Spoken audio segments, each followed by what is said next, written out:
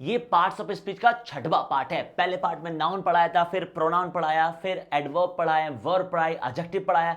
लेकिन सर ये सब तो हमने सीख लिए, लेकिन इससे भी बड़ी एक और प्रॉब्लम है, और वह भैया prepositions. Ladies and gentleman, grammar में हमें सबसे ज्यादा परेशानी यही चीज करती है, प्रेपोजिशंस। और सच बताऊं 100+ है, आप कितनी सीखोगे यार। और कहां ऑन आता है, कहां एट आता है, कहां इन आता है, कहां अप आता है, कहीं डाउन आता है, कहीं आफ्टर आता है, कहीं बिफोर आता है, कहीं फलाना आता है, कहीं ढिमकाना आता है। और तुम्हें लगता है सारी के सारी 100 सीखने का कोई भी सेंस बनता है? Not at all. Ladies and gentleman, ये पार्ट 6 है, और इसमें मैं आपको सिखाने वाला हूं द मोस्ट यूजफुल प्रेपोजिशंस। चाहे वो एग्जाम से रिलेटेड हो, चाहे स्पोकन से रिलेटेड हो, चाहे ईमेल राइटिंग से रिलेटेड हो, चाहे ऐसे राइटिंग से रिलेटेड हो, वो सब मैं आपको सिखाऊंगा।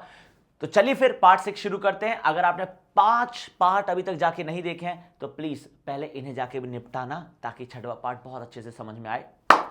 Let's get started.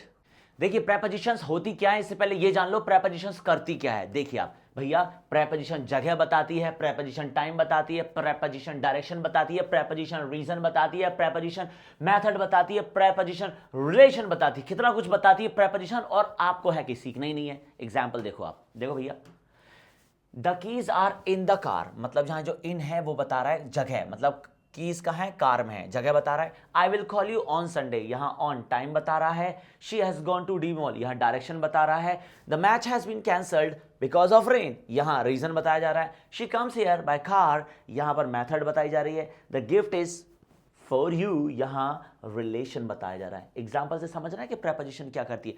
पर बात यह है 100 प्रेपोजिशन है, सब नहीं सीखना है आपको, आपको समझना पड़ेगा। हमें सीखनी है मोस्ट यूजफुल प्रेपोजिशंस, जो कि आपके सामने लिखी है।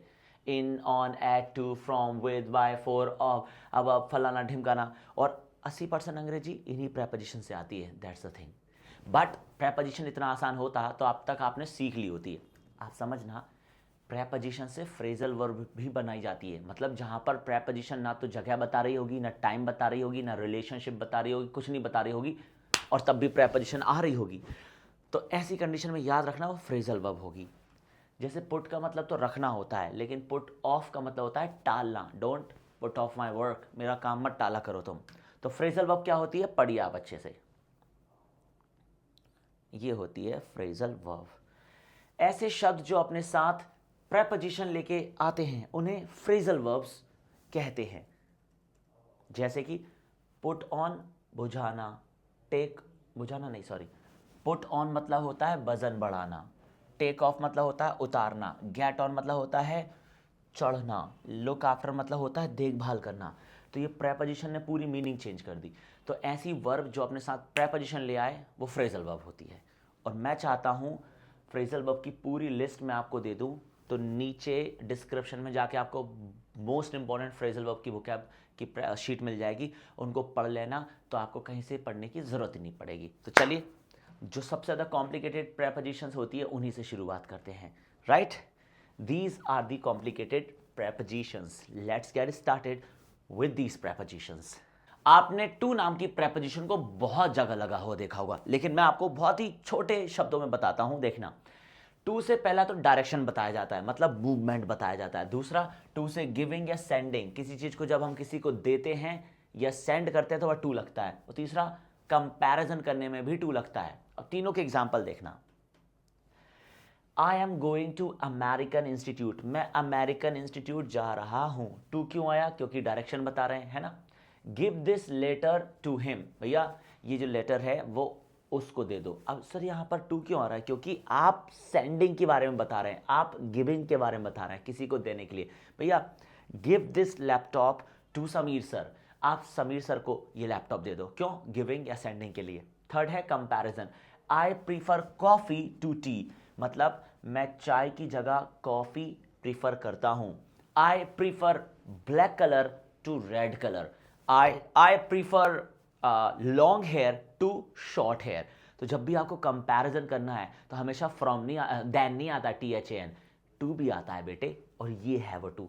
अब आपने कई जगह टू को ऐसे लगा हुआ देखा हुआ, I want to go, I am learning English to improve. तो भैया याद रखना, अगर टू के बाद जगह का नाम आ रहा है, टू के बाद प्रोनाउंस आ रहे हैं, टू के बाद नाउंस आ रहे हैं, तो सिर्फ यहीं पर टू एक प्रेपोजिशन हो सकती है, वरना टू एक प्रेपोजिशन नहीं है, वो इन्फिनेटिव है, जहां टू के बाद वर्ब की फर्स्ट फॉर्म आती है। I want to go, I like to swim, I am learning English, to get a job, वो अलग चीज है, मैं तो प्रेपोजिशन सिखा रहा हूं। तो इतना सा था टू का रूल। आगे आपको टेस्ट पेपर मिलेगा तो उसमें बहुत सारे एग्जाम्पल्स भी दूंगा मैं, लेकिन अभी शॉर्ट में सीखते तो चलो। नेक्स्ट है भैया जी फ्रॉम। अब फ्रॉम के भी 3 रूल है। पहला तो फ्रॉम बताता है ऑरिजिन, मतलब आप कहां से हैं, इसलिए आप बोलते हैं I am from Pakistan, I am from Bangladesh, I am from Afghanistan, मतलब जहां से भी हो, well I am from India, है ना। तो जब आप अपना ऑरिजिन बताते हैं तो फ्रॉम का यूज ही करते हैं। दूसरा डिफरेंस, अलग बताना हो, अलग।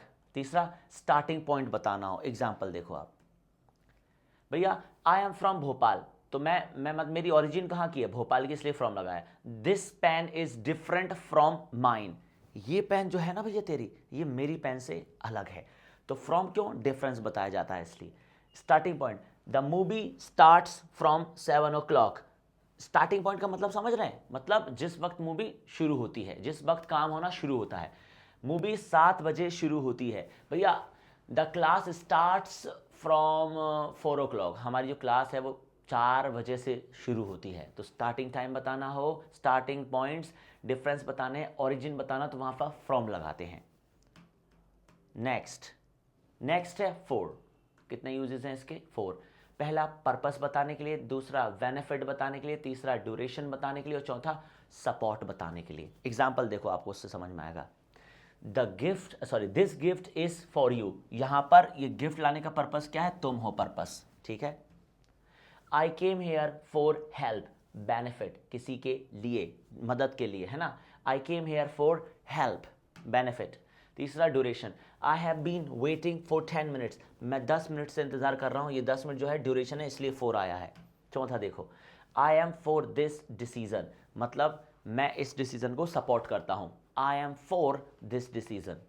तो 4 क्यों आया, क्योंकि सपोर्ट कर रहे हैं। तो ये 4 रूल हैं जो 4 लगाने के लिए यूज होते हैं। मैं फिर बोल रहा हूं, जब मैं पीडीएफ दूंगा तो आपको एग्जाम्पल साथ और समझ में आ जाएगा, लेकिन क्योंकि वीडियो बहुत लंबी होने वाली है और ये तो छोटी छोटी प्रेपोजिशन है, जो मेन इंपॉर्टेंट प्रेपोजिशन है वो आगे आने वाली है आपकी, है ना। तो मैं चाहता हूं पहले इनको फटाक से समझ लो आप। नेक्स्ट है ओ एफ ऑफ, इसके कितने यूजेस हैं भैया। पहला है ये बिलोंगिंग्स बताना है कि चीज हाँ किसकी है।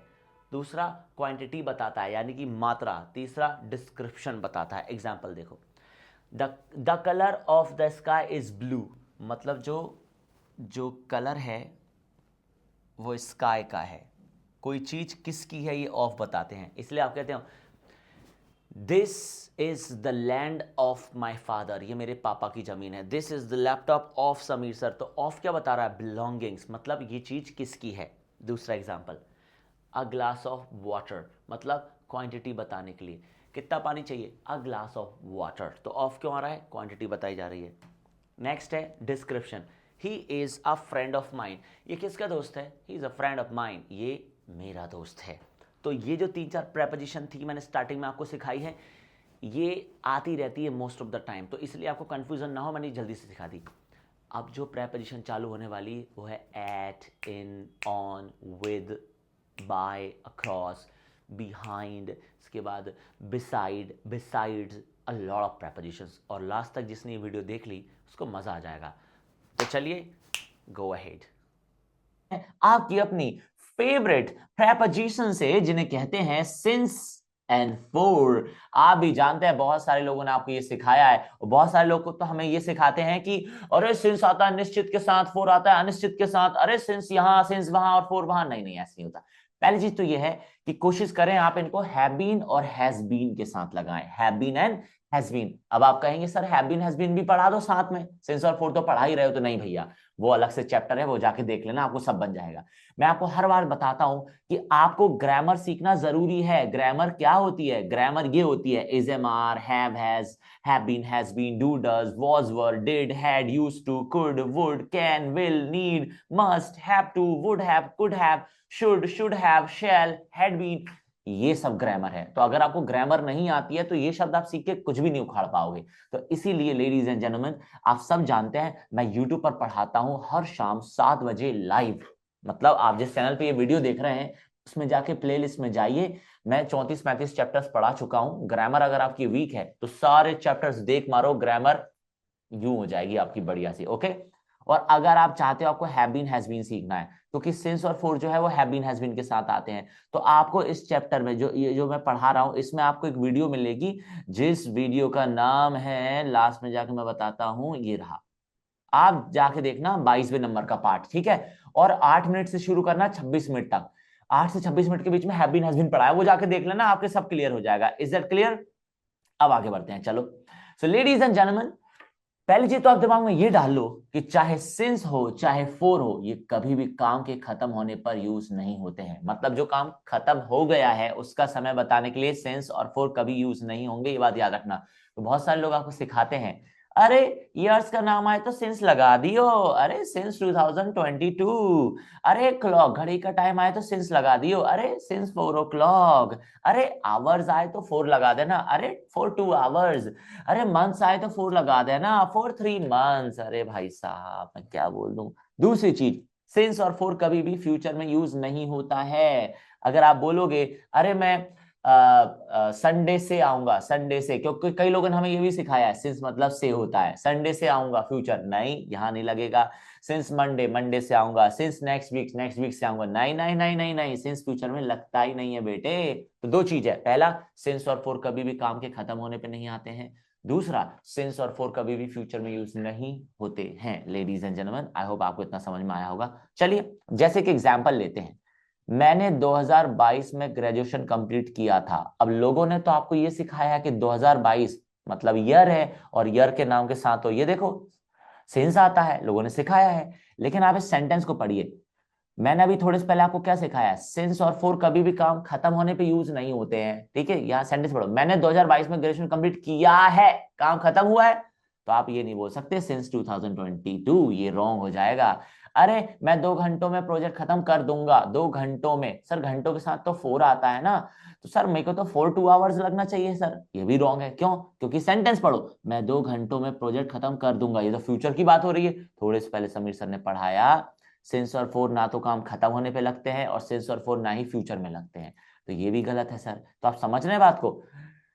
तो आप समझना अच्छे से, बहुत इंपॉर्टेंट रूल है, पढ़िए भाई साहब। सिंस और फोर कभी भी काम के खत्म होने पर यूज नहीं होते हैं, सिंस और फोर कभी भी फ्यूचर में यूज नहीं होते हैं, ये बात आप अच्छे से दिमाग में डाल लो। The sooner you understand this the better you will try to get this thing. Okay, बहुत अच्छे से समझ में आएगी आपको, ट्रस्ट मी। तो सिंस और फोर लगते कहाँ है सर, ये बता दो फिर अच्छे से। Ladies and gentleman, how to use since and for हम बताएंगे, जब तक हम जिंदा हैं आपको चिंता करने की जरूरत नहीं है। पढ़िए, सिंस एंड फोर यूज होते हैं जब काम शुरू हो गया लेकिन खत्म नहीं हुआ है। शुरू तो हो गया है पर खत्म नहीं हुआ है, तो आप समझ रहे हैं, जो काम शुरू हो गया है और वो अभी चल ही रहा है, खत्म नहीं हुआ है, उस काम को बताया जाता है सिंस और फोर से। तो रूल क्या रहेगा, काम चल रहा है पर खत्म नहीं हुआ है। और याद रखना, सिंस और फोर जो है, सिंस और फोर जो है वो हमेशा हैव बीन और हैज बीन के साथ लगाने की कोशिश करें, वरना गलत हो जाएगा। ओके, आप ट्राई टू अंडरस्टैंड, मैं जितना मैं कह रहा हूं उतना करने की कोशिश करना, तो अच्छे समझते हैं। सिंस और फॉर कब यूज होंगे, जब काम शुरू तो हो गया पर खत्म नहीं हुआ, मतलब काम चल रहा है। Very good. सिंस और फोर को कहां लगाएंगे, हैव बीन और हैज बीन के साथ। दूसरा चीज, अब अच्छे से पढ़ना सर, ये तो हमें समझ में आ गया, अब आप बताइए सिंस और फोर में डिफरेंस क्या है। काम जिस टाइम पर शुरू हुआ वो टाइम बताने के लिए सिंस यूज होता है, मतलब सिंस को हम यूज करेंगे जब स्टार्टिंग टाइम बताएंगे। जैसे अभी बज रहा है 3:39, ओके, मैं प्रैक्टिकल करके बता रहा हूँ, 3:39 हो रहा है, ठीक है। मैंने हाथ धोना शुरू कर दिया, अब मैं क्या बोलूंगा, I am washing my hands, I am washing my hands, I am washing my hands, I am washing my hands. ओ भैया अभी 3:40 हो गए, मैंने काम खत्म नहीं किया है, खत्म नहीं किया है, काम चल रहा है, लेकिन काम शुरू कब हुआ, 3:39 पे। प्रेजेंट का टाइम क्या हो रहा है, 3:40, तो शुरू कब हुआ काम, 3:39 पे। तो बस अब मैं बोलूंगा I have been washing my hands since 3:39। Since क्यों आया, क्योंकि जिस टाइम पर काम शुरू हुआ उस टाइम को बताने के लिए सिंस लगाते हैं। मैं कब से पढ़ा रहा हूं, 4 बजे से पढ़ा रहा हूं मैं, सर काम शुरू कब हुआ पढ़ाने का, 4 बजे, इसलिए वहां सिंस आ रहा है, I have been teaching since 4 o'clock। अच्छा भैया मैं कब से जॉब कर रहा हूँ? 2022 से जॉब कर रहा हूँ। I have been doing the job since 2022। 2022 से जॉब कर रहा हूँ मैं, ट्रस्ट मी। सिंस क्यों आ रहा है पर सर? याद रखना, ये ईयर की वजह से सिंस नहीं आ रहा है, ना ही घड़ी के टाइम की वजह से सिंस आ रहा है। सिंस आ रहा है बेटे क्योंकि काम होना इस समय पे शुरू हुआ है। तो सिंस क्या बताता है? वो समय जिस समय पर काम होना शुरू हुआ है। अब आप कमेंट में बताइए, आप मेरे चैनल को किस दिन से वीडियोस देख रहे हो? कौन सा दिन था, कौन सी डेट थी, कौन सा मंथ था जिस दिन से आपने वीडियो देखना, चैनल सब्सक्राइब करना शुरू किया, वीडियो देखना शुरू किया? कमेंट में बताना I have been watching your video since, और टाइम बताना कमेंट में। अब आगे बढ़ते हैं। तो लेडीज एंड जेंटलमैन, इतना आपको समझ में आया होगा। सिंस और फोर का यूज होता है जब काम शुरू तो हो गया पर खत्म नहीं हुआ है, मतलब काम चल रहा है। थोड़े से पहले मैंने बताया सिंस बताता है वो टाइम जिस टाइम पर काम शुरू हुआ। सर सिंस और फोर कहाँ यूज होते हैं? हैव बीन और हैज बीन के साथ। अब आप बताइए फोर कहाँ लगता है? पढ़ो। फोर लगता है काम जिस टाइम पर शुरू हुआ उस टाइम से प्रेजेंट के टाइम के बीच की ड्यूरेशन को फोर से बताया जाता है। आप समझ रहे हैं इस बात को? फिर से करते हैं, देखिए। सिंस कब यूज होता है? जब काम शुरू हुआ है। काम, हाथ धोना शुरू कब हुआ था हमारा? भैया हाथ मैं धो तो रहा हूं लेकिन शुरू कब हुआ था? 3:39 पे। तो वो स्टार्टिंग टाइम है, तो मैं बोलूंगा I have been washing my hand since 3:39। Okay done. लेकिन अब अभी प्रेजेंट टाइम हो रहा है 3:41। तो प्रेजेंट टाइम के बीच, स्टार्टिंग टाइम और प्रेजेंट टाइम के बीच का जो ड्यूरेशन है उसको फोर से बताया जाता है। ड्यूरेशन बराबर फोर होता है। तो 3:39 में से अगर मैं माइनस करूं 3:42, तो कितने बचे? 2 minutes. I have been washing my hands for 2 minutes. 2 minute से मैं हाथ धो रहा हूं। तो समझ में आई बात? I have been teaching for 2 hours. I have been doing the job for 3 years। आप समझ रहे हैं बात को? एक बार फिर से करते हैं, देखना। सिंस आता है जब आप स्टार्टिंग टाइम बताते हैं। स्टार्टिंग टाइम मतलब जो काम, जिस टाइम पर काम होना शुरू हुआ है उस टाइम को सिंस से बताया जाता है। उस टाइम से अभी तक के टाइम के बीच की जो ड्यूरेशन है, इस ड्यूरेशन को बताया जाता है फोर से। एग्जाम्पल देखिए। Sameer sir has been living in Bhopal since March. मतलब मेरा भोपाल में रहना शुरू कब हुआ है? मार्च में, इसलिए मैंने सिंस लगाया। मार्च से दिसंबर निकल गया, मतलब अभी तक के जो महीने हैं वो कितने? 9 महीने हैं। तो ड्यूरेशन क्या है? 9 months. Sameer sir has been living in Bhopal for 9 months. चलो भैया। Sir she has been cheating on me since Saturday. वो मुझे कब से धोखा दे रही है? सैटरडे से। आज क्या है भैया? आज है फ्राइडे, और वो सैटरडे से धोखा दे रही है मुझे। तो जिस दिन धोखा देना शुरू हुआ था उसका, उस दिन के साथ हमने क्या लगा दिया? भैया हमने सिंस लगा दिया। क्यों? क्योंकि धोखा देना उस दिन से शुरू हुआ था। लेकिन उस दिन से आज दिन, आज के दिन कितने हुए भैया? सैटरडे और सैटरडे 8 होते हैं, 7 डेज हो गए हैं। तो अब बता दो, she has been cheating on me for 7 days, है ना? वो मुझे कब से धोखा दे रही है? 7 दिनों से धोखा दे रही है। क्यों? क्योंकि बेटे धोखा दे रही है, और क्या? क्यों? फोर क्यों आया सर? क्योंकि ड्यूरेशन बताई जा रही है। और सिंस कब आता है सर? जब आपको स्टार्टिंग टाइम बताना है। So ladies and gentleman, I hope आपको सिंस और फोर समझ में आ गए होंगे। और अगर आपको इसमें डीप में देखना है तो आपको पता ही है हैव बीन हैज बीन कैसे यूज होता है। 22वां पार्ट जाके देख लेना। तो सिंस कहां लगता है? जब स्टार्टिंग टाइम बताना हो। फोर कहां लगता है? जब ड्यूरेशन बतानी हो। सिंस और फोर कभी फ्यूचर में यूज नहीं होंगे। सिंस और फोर यूज होते हैं प्रेजेंट में, जब काम चल रहा है ये बताने के लिए कब से चल रहा है, बस। आगे बढ़ते हैं। अब बात आती है वाइल एंड ड्यूरिंग की। ये बहुत ज्यादा कंफ्यूजिंग कर रखे हैं। क्यों पता है? क्योंकि लोगों ने हमें क्या बताया? हिंदी। लोगों ने बताया अरे वाइल एंड ड्यूरिंग की हिंदी होती है के दौरान। अच्छा अच्छा अच्छा। नहीं भैया, ये गलत है। क्योंकि वाइल की हिंदी के दौरान नहीं होती है, सिर्फ ड्यूरिंग की हिंदी होती है के दौरान। वाइल एक अलग चीज है, आपको यकीन मानिए। देखिए वाइल की कितनी हिंदी होती है, पढ़ के देखो। पहली हिंदी है जबकि, दूसरी हिंदी है हालांकि, और तीसरी हिंदी है के दौरान। 3 हिंदियां हैं वाइल की। लेकिन प्रॉब्लम यह है कि हमें सिखाया गया ड्यूरिंग और वाइल तो एक जैसे ही होते हैं ना। अगर एक जैसे होते तो अभी मैं आपको सिखा नहीं रहा होता। M I right? चलो एग्जाम्पल देखना आप। सबसे पहले वाइल सीखते हैं, लेकिन वाइल की हिंदी कौन सी सीखते हैं? हालांकि। अगर आपको याद हो तो मैंने ना एक पार्ट में ऑल दो सिखाया था। ऑल दो सिखाया था, रिमेंबर? अगर आपको याद हो तो भैया ऑल दो बराबर ही वाइल होता है। यस। मतलब जब आप बोलते हो although I agree with you, I also have some issues.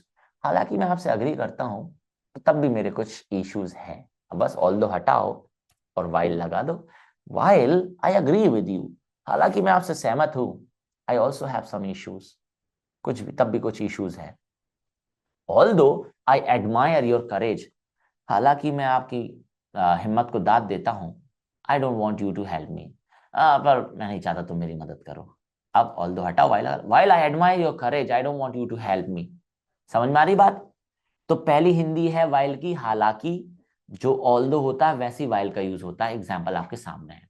Second, while की हिंदी होती है जबकि।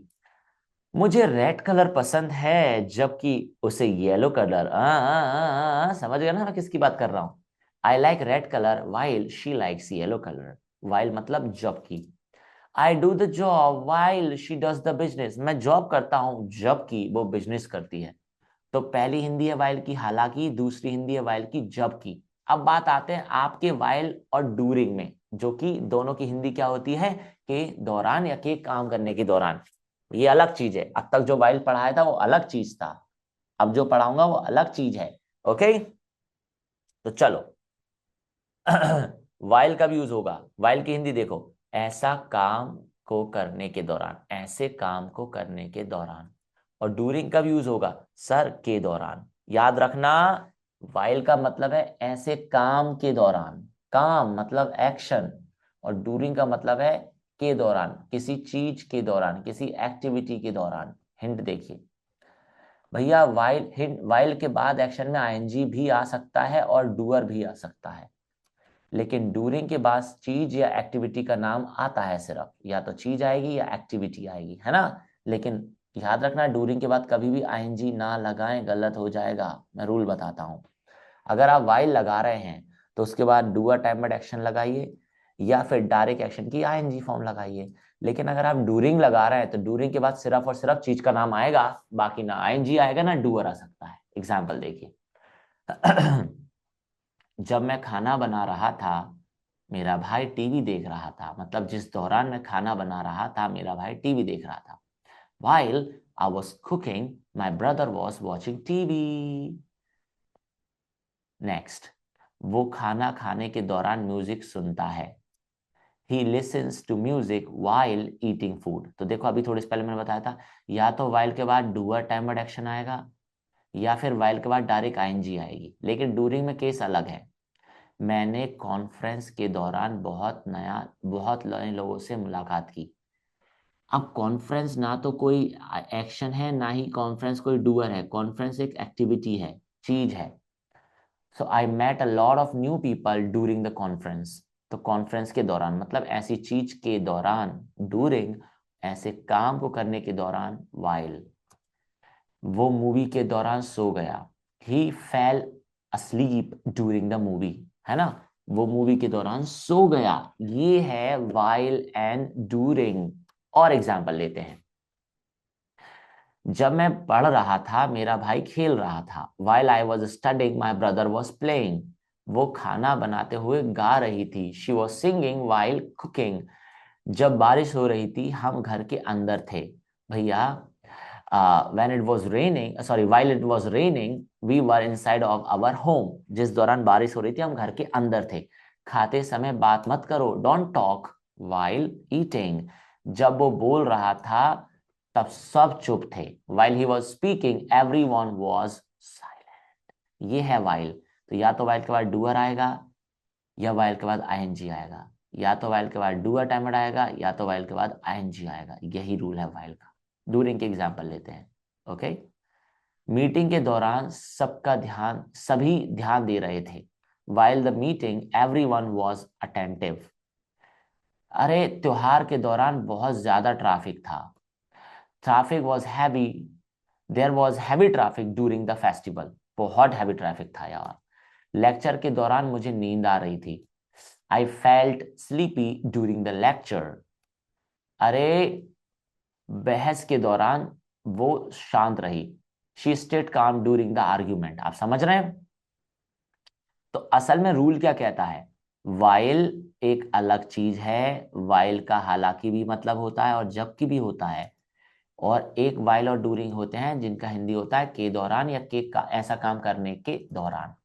लेकिन वाइल के बाद डूअर भी आ सकता है, आईएनजी भी आ सकती है, लेकिन डूइंग के बाद सिर्फ और सिर्फ और सिर्फ चीज का नाम आएगा और कुछ भी नहीं आएगा। Ladies and gentleman, I hope आपको वाइल और ये समझ में आया होगा। अब बढ़ते हैं अगले पार्ट पे, और वो है weather and if. Wow wow wow, मौसम की तरह तुम भी बदल तो ना जाओगे। पहले चीज तो आप ये जान लो कि जो वेदर है ये मौसम वाला नहीं है, क्योंकि उसकी स्पेलिंग होती है WEATHER। और ना ही जो इफ है ये अगर वाला इफ है। मैं अगर वाला इफ नहीं पढ़ा रहा हूं, ना ही मैं मौसम वाला वेदर पढ़ा रहा हूं। तो जो मैं पढ़ा रहा हूं वो एक अलग चीज है, वो है वेदर एंड इफ। ये ग्रामर है, ओके। तो सीखते हैं वेदर और इफ कब यूज होते हैं। So ladies and gentleman, rule ये कहता है जब आपको यस और नो दोनों ही आंसर्स ना पता हो तो वेदर या इफ लगाया जाता है। तो जैसे मैंने तुमसे पूछा, इज ही स्लीपिंग, क्या वो सो रहा है? अब आपको ना तो यस पता है ना ही नो पता है, अब क्या करूं मैं? तो बस ऐसे बोल दो, I don't know whether he is sleeping, I don't know if he is sleeping. मुझे नहीं पता कि वो सो रहा है या नहीं सो रहा है। भैया वेदर फॉर्मल इंग्लिश होती है, इफ इनफॉर्मल इंग्लिश होती है। लेकिन यहाँ इफ बोलते वक्त आपको अगर जैसी फीलिंग अगर आई तो आप गलत हो जाओगे, क्योंकि वो इफ वाला जो अगर होता है वो शुरू में आता है। If you come I will come, अगर तुम आओगे मैं आऊंगा, ये है वो इफ। ये वाला इफ बीच में आता है, और ये वेदर और इफ दोनों भाई भाई है, जिसकी हिंदी होती है मुझे नहीं पता की, मुझे नहीं पता की, मुझे नहीं पता की। समझ में आ रही है बात? ये अलग चीज है भैया। चलो और प्रैक्टिस करते हैं। जैसे मैंने पूछा, इज ही इंप्रूविंग, क्या वो इंप्रूव हो रहा है? Sir I don't know whether he is improving, मुझे नहीं पता कि वो इंप्रूव हो रहा है। I don't know if he is improving, मुझे नहीं पता कि वो इंप्रूव हो रहा है। Has he paid the fee? अरे यार, I don't know whether he has paid the fee, I don't know if he has paid the fee. Does he smoke? I don't know whether he smokes, I don't know if he smokes. Did he watch the last video of Sameer sir, क्या उसने Sameer sir की last video देखी थी? I don't know whether he watched, I don't know if he watched. तो देखा आपने, weather और if की हिंदी होती है की, और ये आते कब है? जब आपको यस और नो दोनों ही आंसर ना पता हो तो आंसर में वेदर और इफ लगाया जाता है। इसे कहते हैं तगड़ी वाली ग्रामर। इफ बहुत कम लोगों ने सुना होता है, ये वाला अगर अगर ही चलता रहता है इनके। पर ये चीज एक अलग चीज है। मुझे उम्मीद है आपको समझ में आया होगा वेदर एंड इफ। चलो अब आगे बढ़ते हैं। तो अगला हमारा कंजंक्शन है सो दैट या फिर प्रोवाइडेड दैट। ओके, पहली चीज तो ये जान लो कि जो सो है, सो दैट है, ये ना तो सो है ना दैट है। सो मतलब होता है तो, दैट मतलब होता है कि, है ना? ये सो दैट वो वाला नहीं है कि सो मतलब तो, दैट मतलब कि, तो की नहीं, पता चला ताकि। तो सो मतलब होता है व्हाट इज योर नेम, तो तुम्हारा नाम क्या है? आई टोल्ड हिम दैट, मैंने उससे कहा था कि। तो वो जो सो होता है तो वाला वो ऐसे होता है, वो दैट होता है की वाला वो ऐसे होता है। हम कुछ और पढ़ रहे हैं, हम पढ़ रहे हैं सो दैट, ये अलग चीज है। ऐसे ही प्रोवाइडेड, ये प्रोवाइडेड वो वाला नहीं है, प्रदान प्रदान करने वाला है ना। प्रोवाइड मी द शीट, मुझे शीट प्रदान कर दो। प्रदान प्रधान प्रधान वाक्य क्या बोलते हैं, प्रधान अध्यापक जी, है ना, ऐसे करके। तो मैं आपको सो तो वाला दैट की वाला प्रोवाइड प्रदान प्रदान करने वाला नहीं पढ़ा रहा हूं, ये अलग चीज है। हम पढ़ रहे हैं so that versus provided that. So that की हिंदी होती है ताकि, और प्रोवाइडेड दैट की हिंदी होती है शर्त ये है कि, उस पे हम आ रहे हैं। सो दैट मतलब ताकि। I am watching your video so that I can learn English, sir मैं आपकी वीडियो देख रहा हूं ताकि मैं अंग्रेजी सीख सकूं। I am teaching English so that I can make you speak, मैं आपको अंग्रेजी पढ़ा रहा हूं ताकि मैं आपको बुलवा सकूं। अब आप मुझे कमेंट करके बताइए, why are you learning English, आप अंग्रेजी क्यों सीख रहे हैं? ये कमेंट में करके बताएंगे और सो दैट से जवाब देंगे। प्रोवाइडेड दैट का मतलब होता है शर्त ये है कि, okay, I can help you provided that you have to throw the party, भाई मदद तो मैं तेरी कर सकता हूं, पर शर्त यह तुझे पार्टी देनी पड़ेगी। I can give you Pooja's number, मैं तुझे पूजा के नंबर दे सकता हूं, provided that you bring her to the party. तो जब पार्टी में लाना पड़ेगा पूजा को, शर्त ये है भैया, है ना। तो सो दैट मतलब ताकि, प्रोवाइडेड दैट मतलब शर्त ये है कि। लास्ट तक देखना, बहुत तगड़ा टेस्ट पेपर देने वाला हूं मैं आपको। चलो और एग्जाम्पल लेते हैं। ओके तुम मेरी कार ले सकते हो, शर्त ये है कि तुम ध्यान से चलाओ। You can borrow my car provided that you drive carefully. Okay, the project will be approved provided that all team members agree. भैया प्रोजेक्ट जो है वो मंजूर हो जाएगा, शर्त यह है कि सारे टीम मेंबर अग्री कर लें। हम ट्रिक ऑर्गेनाइज करेंगे, शर्त यह है कि सब लोग बराबर का योगदान करें। We will organize the trip provided that everyone contributes equally। भैया हाँ, छात्रों को जल्दी जाने की अनुमति है, शर्त यह है कि उन्हें अपना असाइनमेंट कंप्लीट किया हो। Students are allowed to leave early provided that they complete their assignments. तुम मीटिंग में शामिल हो सकते हो, शर्त यह है कि तुम समय पर आओ। You can join the meeting provided that you arrive on time. अब लेते हैं सो दैट के एग्जाम्पल। मैं इसे फिर से समझाऊंगा ताकि सब समझ आ सके। I will explain it again so that everyone can understand. फिर से समझाऊंगा ताकि सब समझ सके। वो मेहनत करती है ताकि अच्छे नंबर ला सके। She studies hard so that she can get good marks.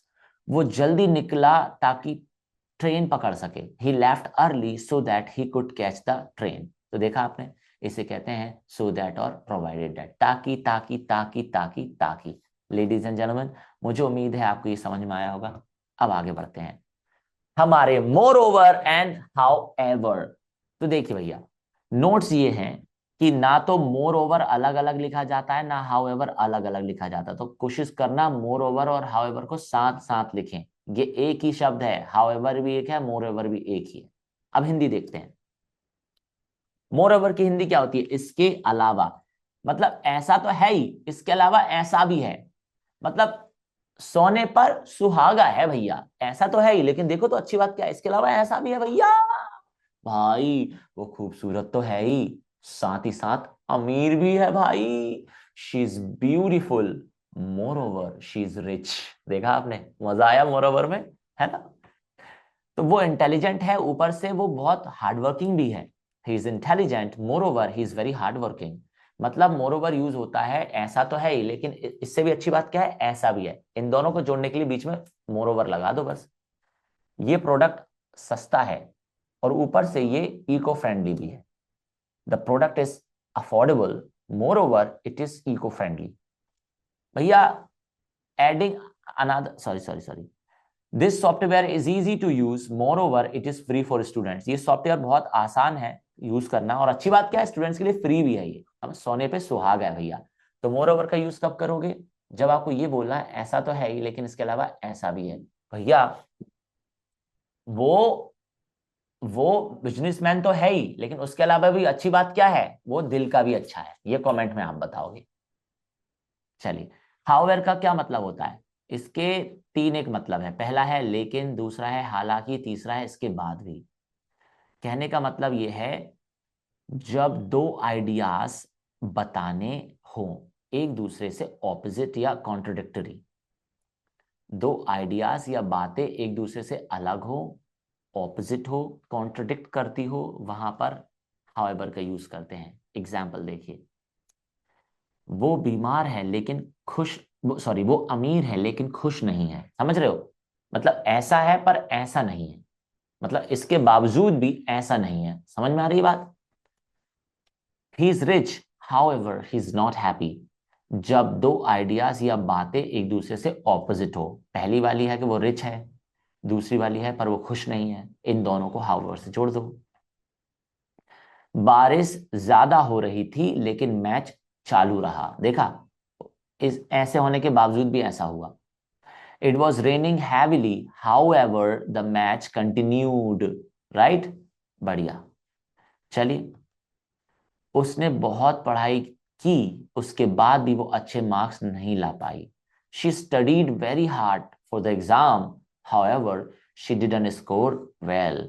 तो हाउ एवर मतलब होता है ऐसा है, लेकिन हालांकि इसके बाद भी ऐसा नहीं है। Are you getting this? है ना। तो तो आपको आई होप उम्मीद है कि एक और एग्जांपल समझ में आएगा।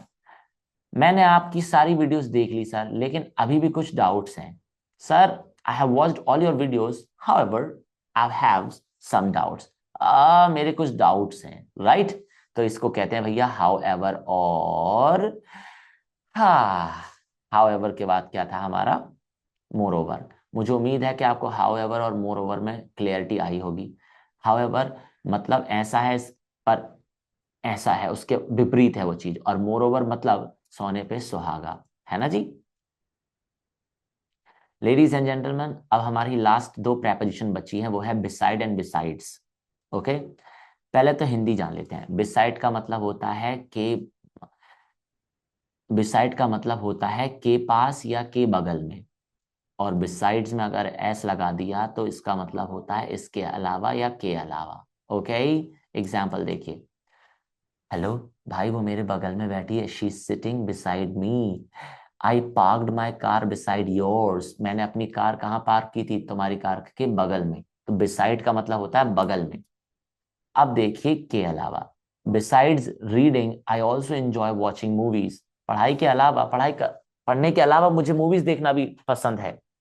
भैया besides his job he also handles his business. भाई साहब जॉब के अलावा वो बिजनेस भी हैंडल करता है। समझ में आ रही है बात तेरे को? तो लेडीज एंड जेंटलमैन, क्या सीखा आज आपने? बिसाइड कैसे यूज होता है, बिसाइड्स कैसे यूज होता है। बिसाइड मतलब होता है के पास या के बगल में, और बिसाइड्स का मतलब होता है के अलावा, इसके अलावा। देखा? Come on, with and by, come on. क्या पढ़ा रहे हैं समीर सर आज? With and come on. अब प्रॉब्लम ये है कि लोगों ने हमें सिखाया है विद मीन्स और वाई मीन्स के द्वारा। सबसे बड़ी प्रॉब्लम बस यही रही है हमारे साथ। तो सबसे पहले सीखते हैं हाउ टू यूज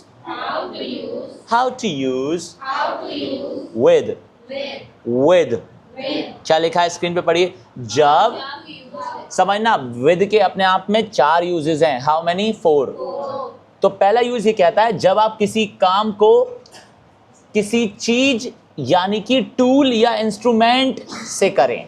मैं फिर से समझा रहा हूं। जब आप किसी काम को किसी चीज यानी कि टूल या इंस्ट्रूमेंट से करें तो वहां विद आता है, ना कि बाय। हमने सीखा है कि बाय माने के द्वारा। मैंने चम्मच से खाना खाया। किससे? चम्मच से। क्या चम्मच के साथ बाय लगा दूं? पर प्रॉब्लम यही है, लोग लगाते हैं बाय स्पून, है ना। पर प्रॉब्लम ये, जब आप किसी काम को चीज के द्वारा करें तो वहां पर विद आएगा, वाई नहीं आएगा। चलो एग्जाम्पल लेते हैं, पढ़िए। मैंने लेटर कैसे लिखा था? के द्वारा मत कर देना। हाँ, मैंने पेन से लेटर लिखा था। किससे? पेन से। चलो स्पीक। उसने पेपर कैसे काटा था? कैंची से। किससे?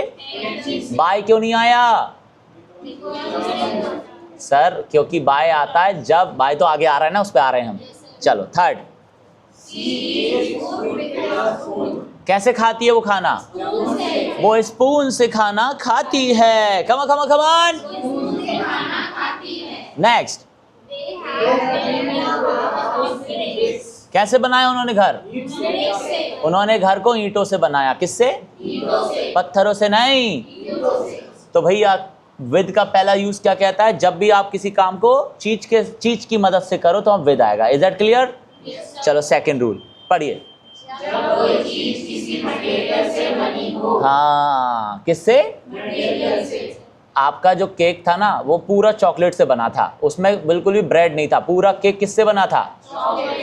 चॉकलेट से। अब से आ रहा है, से के चक्कर में कई लोग फ्रॉम लगा देते हैं। क्या लगा देते हैं? बेटे चलो एग्जाम्पल बोलो। द वॉल, हिंदी बताइए। या सजी हुई है ना भैया? देखो तो पूरी दीवार फूलों से सजी हुई है यार। वाह ब्यूटीफुल यार। किससे? फूलों से। तो विद फ्लावर्स आएगा। क्या आएगा? चलो सेकंड। केक चॉकलेट से कवर्ड है, चॉकलेट से कवर्ड, पूरा केक जो है वो चॉकलेट से कवर है। The cake is covered with chocolate. With क्यों आया? क्योंकि सर रूल है जब कोई चीज किसी मटेरियल से बनी होती है तो वहां विद ही लगाते हैं। चलो next. The necklace is made with, Hindi. अरे ये तुम्हारे जो पति ने, तुम्हारे जो खसम ने जो नेकलेस दिया है तुम्हें, ये किससे बना है? लोकल है, गोल्ड का है? अरे भैया, this necklace is made with gold. चलो नेक्स्ट। फ्लोर को व्हाइट कलर से पेंट किया गया है या पेंट है ना? फ्लोर कैसे पेंट है? विद क्यों आ रहा है? सर किसी चीज, कोई चीज कोई किसी और चीज से बनी हो तो हम विद से ही जोड़ा जाता है उसको। डन। चलो विद का थर्ड रूल बताइए। क्या बताने हो? चलिए, यहाँ पर साथ नहीं है, विद का मतलब साथ वाला विद अभी नहीं आया है। हिंदी बताइए। उसने मुझे गुस्से से किससे देखा? गुस्से से। He looked at me with anger. Come on. He looked at me with anger. चलो next. She hugged me with love. Come on. She hugged me with love. Come on. She hugged me with love. अच्छा मी हटाओ बस। She hugged with me. चलो उसने मुझे कैसे उसने मुझे कैसे गले लगाया? She hugged me with love. जोर की बोलो। देखो नालायक लोग कैसे हंस रहे हैं, देखो इन पापी लोगों को। She hugged me. She hugged me with love. Next. He answered the question with confidence. Hindi. उसने क्वेश्चन को कॉन्फिडेंस से आंसर किया। हाँ भैया, विद कॉन्फिडेंस। सो साथ नहीं, से। चलो लास्ट। कैसे बोली वो? चलो, she spoke with a smile that Rahul don't go. वो मुस्कुराते हुए बोली, राहुल मत जाओ ना, राहुल मत जाओ ना, जाओ ना राहुल। तो विद क्यों आ रहा है? क्योंकि जब किसी की फीलिंग्स या इमोशंस की बताना हो कि ऐसा काम ऐसी फीलिंग्स से हुआ तो हम विद ही आता है। और विद का सबसे लास्ट रूल ये आपका वाला, जब किसी के साथ सौंदर्य या किसी चीज का होना दिखाना हो। चलिए बोलिए। I went to the party with my friends. She is talking with her. He is with his dog. I enjoy coffee with sugar. तो मुझे कॉफी शुगर के साथ पसंद है। तो विद ये साथ वाला ये है, वो जो आपका वाला है ना, वो ये लास्ट है। तो आपने क्या सीखा? विद का सबसे पहला यूज बताइए भैया। जब किसी काम को चीज से करें, चीज से, किससे? चीज से। दूसरा, जब कोई चीज मटेरियल से बनी हो। चलो थर्ड, और लास्ट, बढ़िया, ताली बजा दो। चलिए अब क्या सीखते हैं? बाय। Come on. अब तुम्हें समझ में आएगा how to talk about by. चलिए बोलिए। How to use by. By. बढ़िए।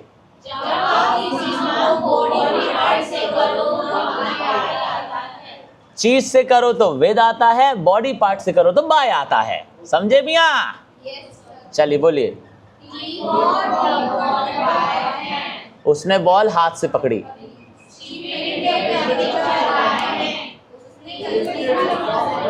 He lifted the box by his, चलो, he lifted the box by his arms.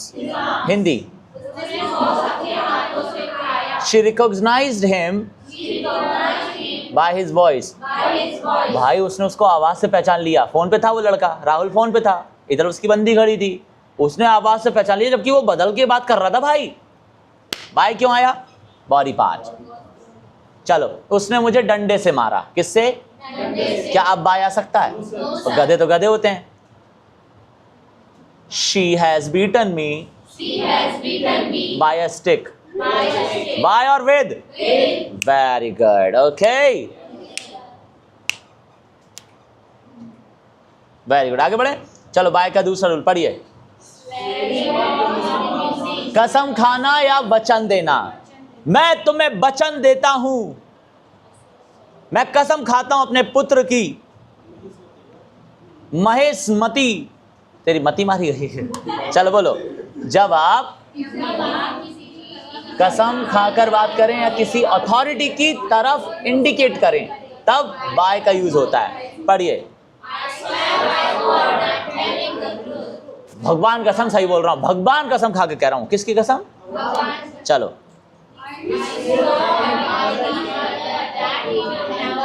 पता उस कमी ने अपनी माँ की कसम खाई थी कि वो कभी झूठ नहीं बोलेगा मुझसे। सेकंड फॉर्म है स्वेयर की। ओके, हाँ, तो ही swore by his mother that he would never lie। पर बहन तू तो जानती है, लड़के तो लड़के ही होते हैं बहन। हर एक लड़का, मैं बता रही हूं बहन, हर एक लड़का कमीना होता है। कौन लड़का? तेरा वाला भी कमी नहीं है। तुझे अगर लगता है ना कि तेरा वाला सही है, सज्जन है। चलो next, Hindi.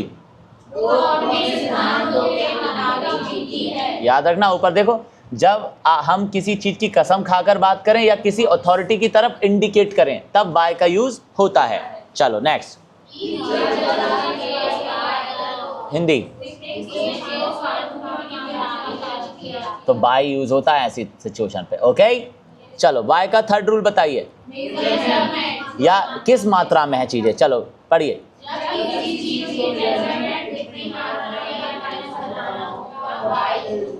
Very good everybody, चलिए पढ़िए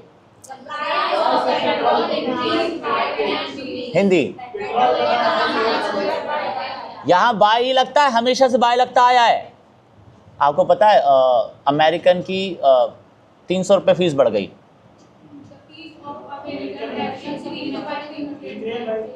American fees has been increase by 300 rupees. तो बाय आता है वहाँ। अब बाय मतलब के द्वारा करते रहते हैं लोग, पर मेजरमेंट बाय से ही बताया जाता है। चलिए नेक्स्ट, भाई कल 5 डिग्री कम हो गया टेम्परेचर। पढ़िए।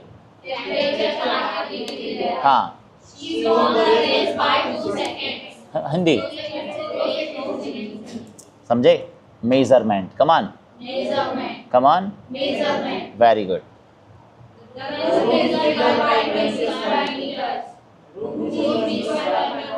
तेरा रूम 10 मीटर का, ये तेरे रूम से 20 मीटर बड़ा है, तो बाय 20 मीटर। मेजरमेंट बाय से ही बताया जाता है। किससे?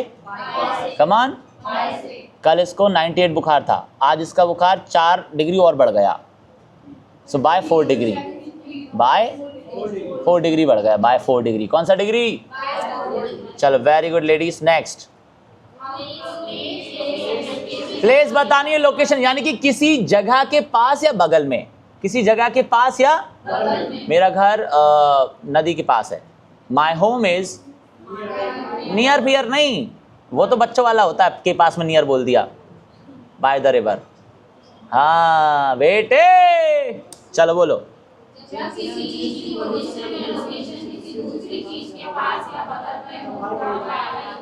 कितनी धुन से बोल रही हो तुम, वेरी गुड, तुम्हारे लिए बहुत अच्छे। तालियां तालियां। फिर से बोलो गर्ल्स। ये देखो, ये देखो, धुन देखो, धुन देखो, राइमिंग देख रहे हो। फिर से बोलो गर्ल्स।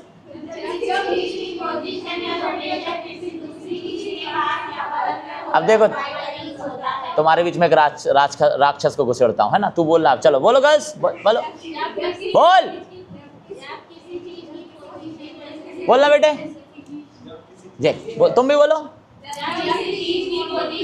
ये देखो, ये देखो, अब ऐसे ऐसे होने लगा। शाबाश, बच पढ़िए। हाँ,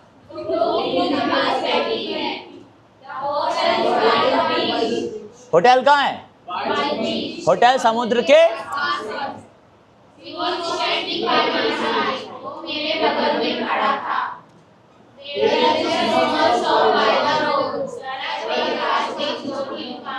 तो बाय लगता है। क्या लगता है बेटे जी? चलो सबसे इंटरेस्टिंग रूल सिखाता हूँ, पढ़िए। कब तक मतलब जब तक। चलिए पढ़िए। जब किसी काम को किसी स्पेसिफिक टाइम तक कंप्लीट करना हो तब बाय यूज होता है। अब तुम्हें पता चला, जब मैंने विल हैव पढ़ाया था तो मैंने बताया था जब तक तू पहुंचेगा वो जा चुकी होगी, बाय द टाइम 4 बजे तक, बाय 4 o'clock बाय लगता है। चलिए पढ़िए हिंदी। मैं अपना 5 बजे तक काम कर लूंगा। हाँ हिंदी।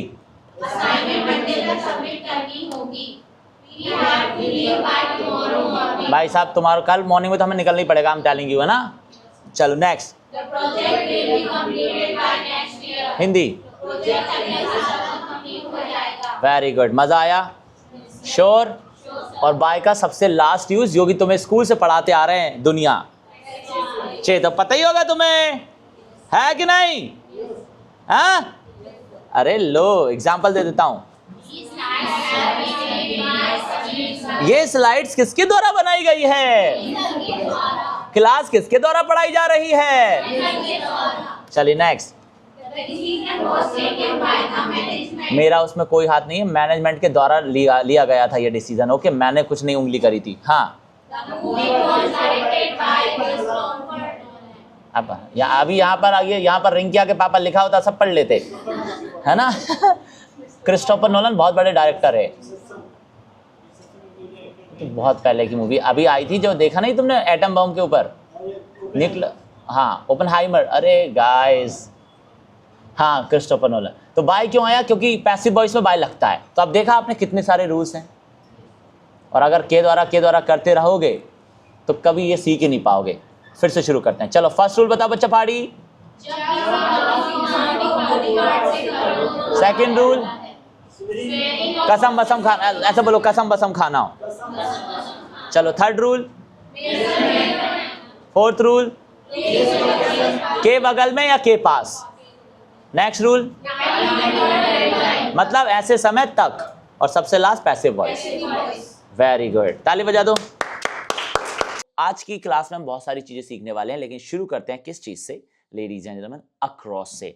अब अक्रॉस में से अगर आप ए हटा दो तो ये हो जाता है क्रॉस। क्रॉस का मतलब होता है इस तरफ से उस तरफ जाना। इसको ऐसे ही सीखा जा सकता है। देखिए आपके सामने कुछ लिखा है, जब कोई इंसान, चीज या जानवर एक तरफ से दूसरी तरफ जाता है तो वहां अक्रॉस का यूज करते हैं। बस इतना सा ही यूज होता है अक्रॉस का, जो कि यूज नंबर 1 है। एग्जाम्पल देखो आप, sir I go across the river bye boat. मैं बोट से जाता हूं नदी के इस तरफ से उस तरफ, तो क्रॉस करता हूं, इसीलिए मैंने अक्रॉस लगा दिया है। सर सेकंड एग्जाम्पल क्या है?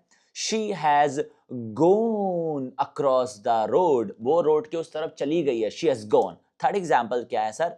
Sir they are going across the bridge, वो ब्रिज के उस तरफ जा रहे हैं। Sir the bank is across my house, मेरे हाउस के उस तरफ, दूसरी तरफ जो है वो बैंक है। American institute is across the street, street के उस तरफ अमेरिकन इंस्टीट्यूट है। यस, अक्रॉस का जो पहला यूज है वो ये कहता है कि जब एक तरफ से दूसरी तरफ जाते हैं तो अक्रॉस लगाते हैं। लेडीज एंड जेंटलमैन, अक्रॉस का सेकंड यूज पढ़ते हैं, पढ़िए।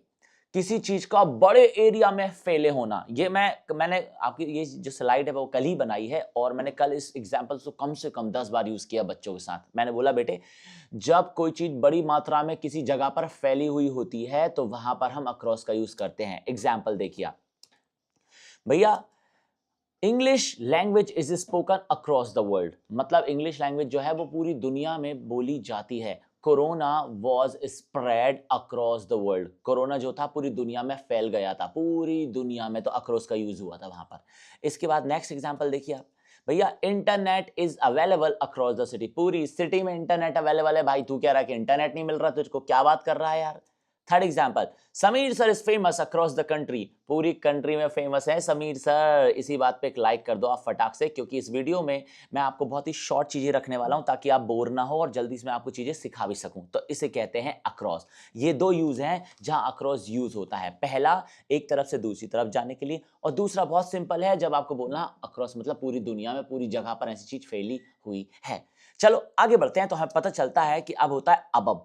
वैसे मैंने इंटरनेट पे, इंस्टाग्राम पर एक वीडियो बना के डाली थी अबब और ओवर में, वो आपने शायद देखी होगी, लेकिन बहुत ही शॉर्ट वीडियो थी, तो मैं चाहता हूं कि इस बार मैं आपको पूरी चीजें बना के बताऊं। लेडीज एंड जेंटलमैन, ओके, तो अक्रॉस का यूज क्या है?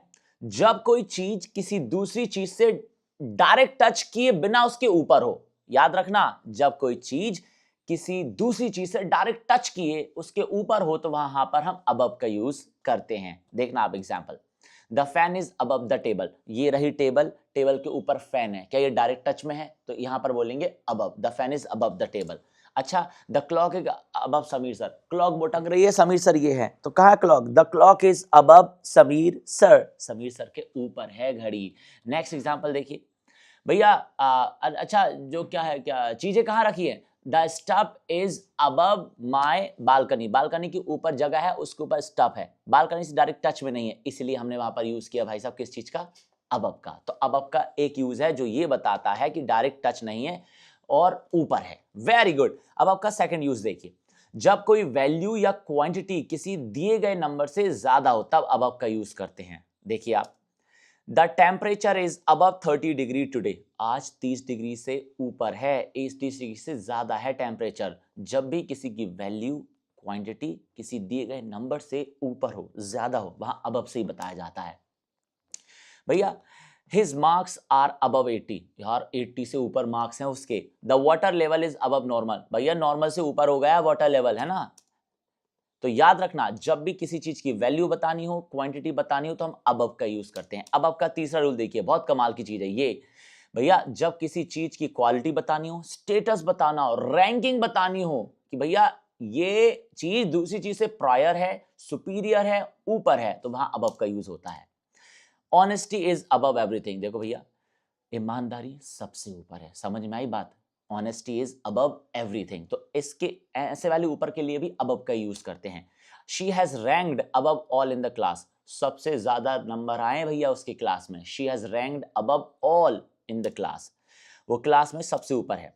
My health is above my work. भैया मेरी जो हेल्थ है मेरे काम से ऊपर है। मैं अपने काम के साथ, काम के चक्कर में खिलवाड़ नहीं करता हेल्थ से। और जो इस वीडियो को देख रहा हूं, मैं बोलना चाहता हूं, you are above all in my life. आप मेरे जीवन में सबसे ऊपर है। तो प्लीज आप एक कमेंट करके बताइए कि आपकी लाइफ में सबसे ज्यादा प्रायोरिटी पे कौन है। तो आप क्या बोलेंगे? My mamma is above all in my life, my girlfriend is above all in my life. ऐसा कमेंट में करके बताइए, बताइए किसको आप सबसे ज्यादा प्रायर मानते हैं अपनी लाइफ में। लेडीज एंड जेंटलमैन, इसे कहते हैं अबव और अक्रॉस। अब हम बढ़ते हैं अंडर, अंडरनीथ एंड beneath। जब इन्हें बोलते हैं तो ऐसा लगता है अंडरवियर बोल रहे हैं बनियान बोल रहे हैं, पर इनका उच्चारण है अंडर, अंडरनीथ एंड beneath। चलो, इन तीनों वर्ड्स की हिंदी होती है के नीचे, बट फर्क है, फर्क है, फर्क है, फर्क है। अंडर कहाँ यूज होता है? अंडर का यूज होता है जब कोई चीज दूसरी चीज के नीचे तो है पर डायरेक्ट कनेक्ट में नहीं है। मतलब कोई चीज किसी चीज के नीचे तो है पर डायरेक्ट कनेक्ट में नहीं है। अब यूज होता है कोई चीज किसी चीज के ऊपर तो है पर डायरेक्ट कनेक्ट में नहीं है। अंडर यूज होता है जब कोई चीज किसी के नीचे तो है पर डायरेक्ट कनेक्ट में नहीं है। देख रहे हैं आप एग्जाम्पल? देख रहे हैं एग्जाम्पल? देखिए, ये कॉमन है और फॉर्मल वर्ड है। याद रखना, अंडर जो है वो फॉर्मल इंग्लिश में यूज होता है। आप एग्जाम्पल्स देखिए बस। The book is under the table. जो बुक है वो टेबल के नीचे है पर डायरेक्ट टच में नहीं है। टेबल ये है, बुक्स नीचे रखिए।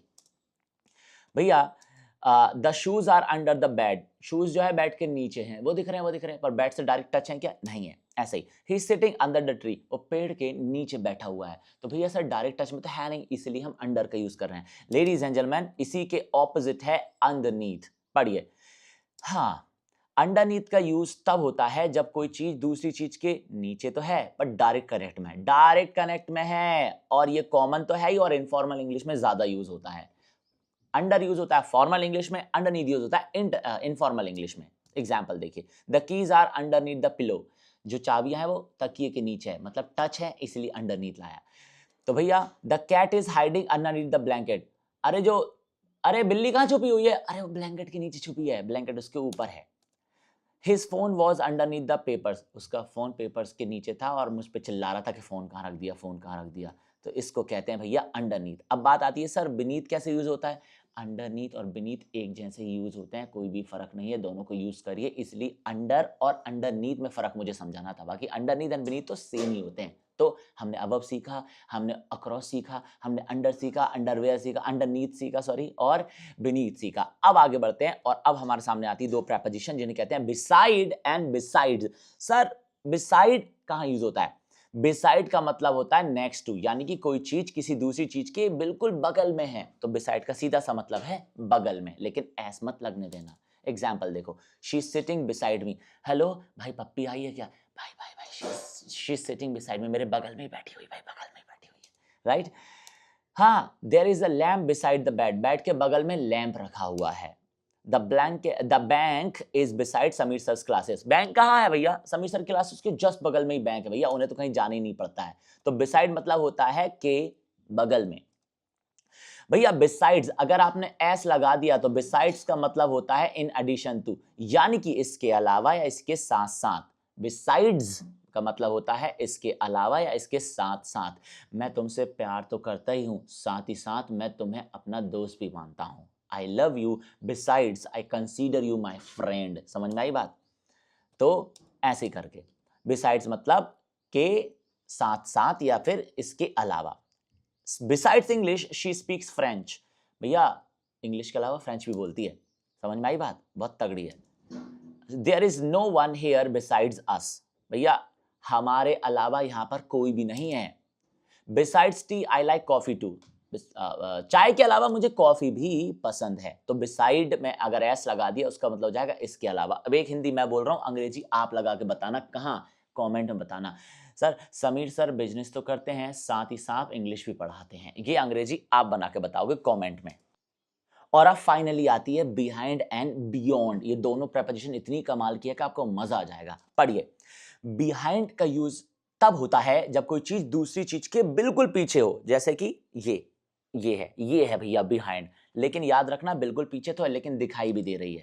देखना आप, the car is behind the truck. Car कहाँ है? ट्रक के पीछे है। वो देखो, वो ट्रक के पीछे खड़ी है ना भैया। He is standing behind me, वो मेरे जस्ट पीछे खड़ा है, ये देखो जस्ट पीछे खड़ा हुआ है। भैया there is a garden behind the house, घर के पीछे जो है वो गार्डन है, देखो आप। तो इस तरीके से बिहाइंड का यूज होता है, लेकिन बियॉन्ड इसके जस्ट ऑपोजिट है। पढ़ो, बिहाइंड का यूज तब होता है जब कोई चीज दूसरी चीज के पीछे हो या उस तरफ हो लेकिन दिखाई ना दे। उस तरफ हो या फिर पीछे हो लेकिन दिखाई ना दे, इसको बियॉन्ड बोलते हैं। Ladies and gentleman, the sun is beyond the clouds. जो the temple is beyond the mountain. भैया जो सन है वो क्लाउडों में छुप गया, बादलों के पीछे है, दिखाई नहीं दे रहा है ना। The temple is beyond the mountain, mountain के उस तरफ है भैया temple. The park is beyond the school building, जो पार्क है स्कूल बिल्डिंग के उस तरफ है, दिखाई नहीं दे रहा ना, इस वजह से। लेकिन लेडीज एंड जेंटलमैन, बियॉन्ड का एक और यूज होता है, ये तो आप समझ गया। बियॉन्ड का मतलब होता है किसी चीज के पीछे लेकिन दिखाई ना दे, लेकिन एक यूज और है, पढ़िए। बिहाइंड एक और यूज होता है जिसकी हिंदी होती है समझ के बाहर। ये तुम्हारी समझ के बाहर है, दिस इज बियॉन्ड यू, सुना होगा आपने कई बार, है ना। The situation is beyond my control, जो सिचुएशन है भैया वो मेरी समझ के परे है, मेरी बुद्धि के परे है वो situation. Ladies and gentleman, his intelligence is beyond imagination, उसका जो उसकी बुद्धि है ना वो इमेजिनेशन से परे है भैया, है ना। Your beauty is beyond description, तुम्हारी सुंदरता इतनी है कि मैं इसको डिस्क्राइब नहीं, शब्दों में तो बयां ही नहीं कर सकता। हर love for animals is beyond limits, उसका प्यार जो जानवरों के लिए उसका प्यार है ना भैया वो तो आउट ऑफ लिमिट है भाई साहब। Last example, the pain he suffered is beyond words, जितना दर्द उसने सहा है ना वो शब्दों में बयां नहीं किया जा सकता है। समझ में आई बात आपको? तो इसे कहते हैं लेडीज एंड जेंटलमैन, क्या कहते हैं इसको? प्रेपोजिशन की क्लास। बियॉन्ड कैसे यूज होता है, बिहाइंड कैसे यूज होता है, बिसाइड, बिसाइड्स में क्या डिफरेंस, अंडरनीथ, बीनीथ और अंडर में क्या डिफरेंस होता है, अक्रॉस, अबव में क्या डिफरेंस होता है। ये थी हमारी प्रेपोजिशन का पार्ट 4। तो चलो सीखते हैं how to use at for place. तो बता दो, ये एट का पहला रूल है। देखिए आप, जब भी किसी इंसान की वर्क प्लेस बतानी हो, मतलब वो प्लेस जहां वो काम करता हो, या फिर ये बताना हो कि वो ऐसे इंस्टीट्यूशंस की बात हो रही हो, ऐसे इंस्टीट्यूशन में काम करता है, ऐसी कंपनी वगैरह में काम करता है, समझे? तो पढ़िए नीचे, जब भी किसी इंसान के वर्क प्लेस की बात करें जहां वो काम करता हो या पढ़ाई करता हो, काम करे या पढ़ाई करे, वहां पर भैया एट आता है। एग्जाम्पल देखिए, Sameer sir works at the hospital, at क्यों आया? हॉस्पिटल में काम करते हैं ना। Sameer sir is at American institute, कहां है अब समीर सर? अमेरिकन इंस्टीट्यूट में, इंस्टीट्यूट है, काम करते हैं, पढ़ाई भी होती है, इसलिए एट आ रहा है। और एग्जाम्पल देखो, she studies at RGPV university, at क्यों आ रहा है सर? अरे यार देख नहीं रहा तू, इंस्टीट्यूशन है, वर्किंग प्लेस है वो, सॉरी पढ़ाई वाली जगह है, इसलिए एट आ रहा है। He is at his school, कहां है वो? स्कूल में है, एट क्यों आ रहा है? अरे सर पढ़ाई की जगह और काम वाली जगह के साथ एट ही आता है। कितना आसान है ना, देखो एट उन जगह के लिए लगा देना जहां लोग काम करते हैं, at company, at bank, at फलाना, एट ढिमकाना, या फिर जहां पढ़ाई होती है। Is that clear? एट का सेकंड रूल देखो, इवेंट्स और गैदरिंग के लिए, मतलब ऐसी जगह जहां लोग इकट्ठा होते हैं या फिर मिलते हैं और एक दूसरे के साथ मजे करते हैं, ऐसी जगहों के साथ एट ही आता है हमेशा। इसीलिए तो सुना है बेटे, eight the party, at the wedding party, सुना है ना आपने? क्यों? क्योंकि वहां लोग इकट्ठा होते हैं, वो एक इवेंट की तरह होता है, वहां लोग मजे करते हैं। पढ़िए example, I met him at the party, मैं उससे पार्टी में मिला था। सर मैं उससे पार्टी में मिला था। सर में के चक्कर में तो इन आना चाहिए ना, I met him in the party. नहीं बेटे, जहां पर गैदरिंग होती है, लोग इकट्ठा होते हैं, वहां पर एट ही आता है। भैया she proposed me at her sisters wedding, उसने पता मुझे कहां प्रपोज किया? अपनी बहन की वेडिंग में। पता है तुझे? एट क्यों आ रहा है? अरे इवेंट है, गैदरिंग है, इसलिए एट आ रहा है। अच्छा और एग्जांपल दो सर। अरे we have enjoyed a lot at the concert था ना अरिजीत सिंह का, अरे बहुत मजे किए हमने। बट एट क्यों आ रहा है? अरे बेटे गैदरिंग है इसलिए। समझ में आई बात? अब तीसरे रूल की तरफ बढ़ते हैं। भैया एट का जो तीसरा रूल है वो ये बताता है, अच्छे से पढ़ो, इंटरेस्टिंग रूल है, ट्रस्ट मी। सर एड्रेस बताना हो कि डूअर ऐसे एड्रेस पर होगा, मिलेगा या रहता है, एड्रेस की बात करनी हो तो एट का यूज ही होता है। देखो पढ़िए, Sameer sir lives at main street Arera colony. Sameer sir कहाँ रहते हैं? अरे वो अरेरा कॉलोनी मेन स्ट्रीट पे रहते हैं, वो एड्रेस है इसलिए एट लगाया। Sir Sameer sir Arera colony main street में रहते हैं। सर में आ रहा है, सब में के चक्कर में तो इन लगाना चाहिए। वही वो लोग जो एट मतलब के ऊपर, इन मतलब में और ऑन मतलब के ऊपर या पर करते हैं, वो सबसे बड़े गधे होते हैं इस दुनिया के। तो ऐसा नहीं होता, ऐसा होता तो इतना रूल थोड़ी पढ़ा रहा होता मैं आपको। में करके इन लगा देते हैं आप। Am I right? एक और एग्जाम्पल देखो, I will meet you at the Sukoon cafe. कहां मिलूंगा मैं तुमसे? सुकून कैफे पे मिलेंगे। एड्रेस ये है, सुकून कैफे पे आ जाइए। मैं एड्रेस बता रहा हूं इसलिए मैंने एट लगाया। तो देखा, तीसरा रूल लिया जाए एड्रेस बताने के लिए। लेडीज एंड जेंटलमैन, चौथा रूल है, जब भी आपको बिल्डिंग का नाम बताना हो वहां भी एट ही आता है। She is at DB mall. कहां है वो? डीबी मॉल में है। Sameer sir got married at Burj Khalifa. समीर सर ने कहा शादी की? बुर्ज खलीफा पे शादी करी थी। एट क्यों आ रहा है? बिल्डिंग का नाम बता रहे हैं। अरे फिर पता है आपको फिर क्या हुआ? They surprised me at my home. उन्होंने मुझे मेरे घर पर सरप्राइज दिया। घर एक बिल्डिंग, एक स्ट्रक्चर की तरह काम कर रहा है, इसलिए यहां पर एट आ रहा है। ये है एट का चौथा रूल। क्या आपने कभी सोचा था एट के इतने इंटरेस्टिंग रूल होंगे? नेक्स्ट रूल की तरफ बढ़ते हैं। लेडीज एंड जेंटलमैन, पांचवा रूल जो है वो ये कहता है, जब भी आप एंट्रेंस, थ्रेशोल्ड यानी कि सीमा बतानी हो आपको, या फिर स्पेसिफिक पॉइंट बताना हो, वहां भी एट यूज होता है। एंट्रेंस मतलब दरवाजे के, मतलब जहां से घुसाव नहीं, जहां से आप अंदर जाते हो उस जगह को एंट्रेंस कहते हैं। और थ्रेशोल्ड मतलब होता है सीमा हैदर नहीं, सीमा मतलब कि सीमा है ना, सीमा तुम्हारी सीमा वो है, मेरी सीमा ये है। वैसे सीमा तो सचिन की है, लेकिन हम लाइन की बात कर रहे हैं, ओके। या फिर एक स्पेसिफिक पॉइंट बताना। स्पेसिफिक पॉइंट मतलब मैं भैया बस स्टॉप पर हूँ, एक मेन पॉइंट है वो। अरे एयरपोर्ट पे हूँ, मेन पॉइंट है। अरे रेलवे स्टेशन पे हूँ, जल्दी आ जा, ये मेन पॉइंट होते हैं। ऐसी जगहों के साथ भी एट ही आता है। एग्जाम्पल पढ़ो, एट द डोर। भैया she is standing at the door. कहाँ खड़ी है वो? दरवाजे पे खड़ी हो। एट क्यों आया? क्योंकि एंट्रेंस है। Eight the top of the mountain. भैया ये सबसे ऊपर की बात चल रही है, समझ में आ रही? सबसे ऊपर, लाख किनोर की बात चल रही है, लास्ट सीमा की बात चल रही थी, इसलिए she is at the top of the mountain. Top of the mountain पहुंच गई वो। एट बॉर्डर की बात चल रही है, तो क्या हुआ? They have reached at the border, वो बॉर्डर पे पहुंच गए। At the bus stop, I am waiting for you at the bus stop. Bus stop पे इंतजार कर रही हूं मैं तेरा। तो देखो, एंट्रेंस की बात हो, सीमा की बात हो, या फिर एग्जैक्ट पॉइंट की बात हो, वहां पर एट ही लगता है। ये है एट का पांचवा यूज। छठा यूज क्या कहता है भैया? जब भी आपको किसी इंसान की क्वालिटी बतानी हो, खासियत बतानी हो, तो वहां भी एट ही आता है। खासियत बतानी हो, खासियत कैसे? She is good at cooking. तो उसकी खासियत क्या है? वो खाना बनाने में बहुत अच्छी है। सर मैंने तो सुना था वो खाना बनाने में अच्छी है, गुड इन आता है, she is good in cooking. नहीं भैया, वही लोग जो मे के चक्कर में इन लगा रहे हैं वो गधे हैं। याद रखना, क्वालिटी बताने के लिए, खासियत बताने के लिए एट ही आता है, इन नहीं आता कभी। I am good at dancing. मैं डांस करने में अच्छा हूं।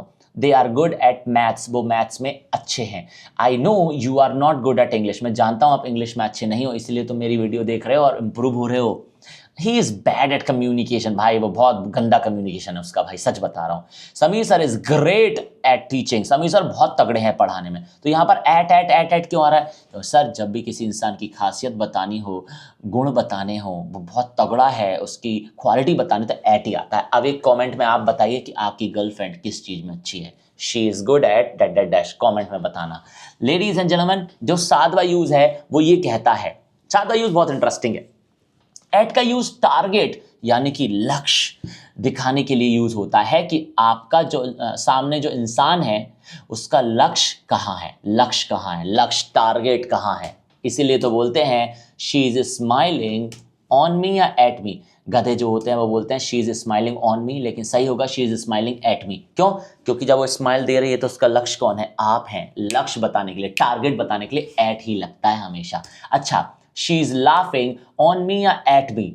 Sir she is laughing at me. क्यों? अबे लक्ष्य बता रही है ना, टारगेट। किस पर हंस रही है वो? तुम पर हंस रही है, तो उसका टारगेट कौन हो? तुम हो, तुम्हारी मजाक उड़ा रही हो, इसलिए एट आएगा। याद रखना, ऐसे कई सारे शब्द हैं जिनके साथ तुम्हारा ऑन लगाने का मन करेगा भर भर के, लेकिन वहां एट ही आता है। एग्जाम्पल देखो, smile at, laugh at, throw at, किसी के ऊपर कुछ फेंकना थ्रो एट होता है।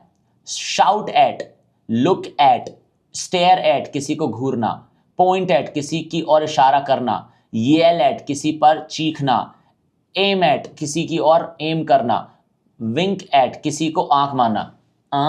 आई am winking at you, don't wink at me, मुझ पे आंख मत मार। तो इन सारे शब्दों के साथ एट ही आता है। आपका कितना भी मन करे ऑन लगाने का, कभी जिंदगी में ऑन मत लगाना।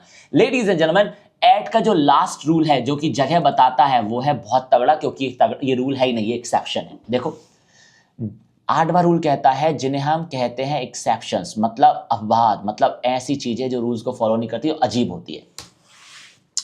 He is in the hospital, he is at the hospital, पढ़ो क्या फर्क है। अगर आपने बोला he is in the hospital, इसका मतलब है वो मरीज की तरह भर्ती है हॉस्पिटल में। लेकिन अगर आपने बोला he is at the hospital, मतलब वो विजिटर है या फिर स्टाफ की तरह वहां मौजूद है, वहां काम करता है। तो समझ में आई बात? तो अगर आप बोलते हो she is in the school या फिर आप बोलते हो she is at the school, इन दोनों में क्या फर्क है ये आप कमेंट में बताओगे। कर ही देना कमेंट, देखते हैं आपको समझ में आया कि नहीं आया। ऊपर वाला एक्सेप्शन देखो, मैंने बोला हेलो वेयर आर यू, अरे sir I am in the hospital, मतलब मैं भर्ती हूँ हॉस्पिटल में। हेलो कहाँ है भैया? Sir I am eight the hospital, या तो मैं वहां पर विजिट करने गया हूँ, किसी से मिलने गया हूँ जो भर्ती था, या फिर मैं वहां स्टाफ की तरह काम करता हूँ। दिस इज कॉल्ड एक्सेप्शन बेटे। मजा आया? लेडीज एंड जेंटलमैन, इसे कहते हैं how to use at for place. At का यूज जगह के लिए कैसे करें, एक क्विक रिवीजन देता हूं आपको।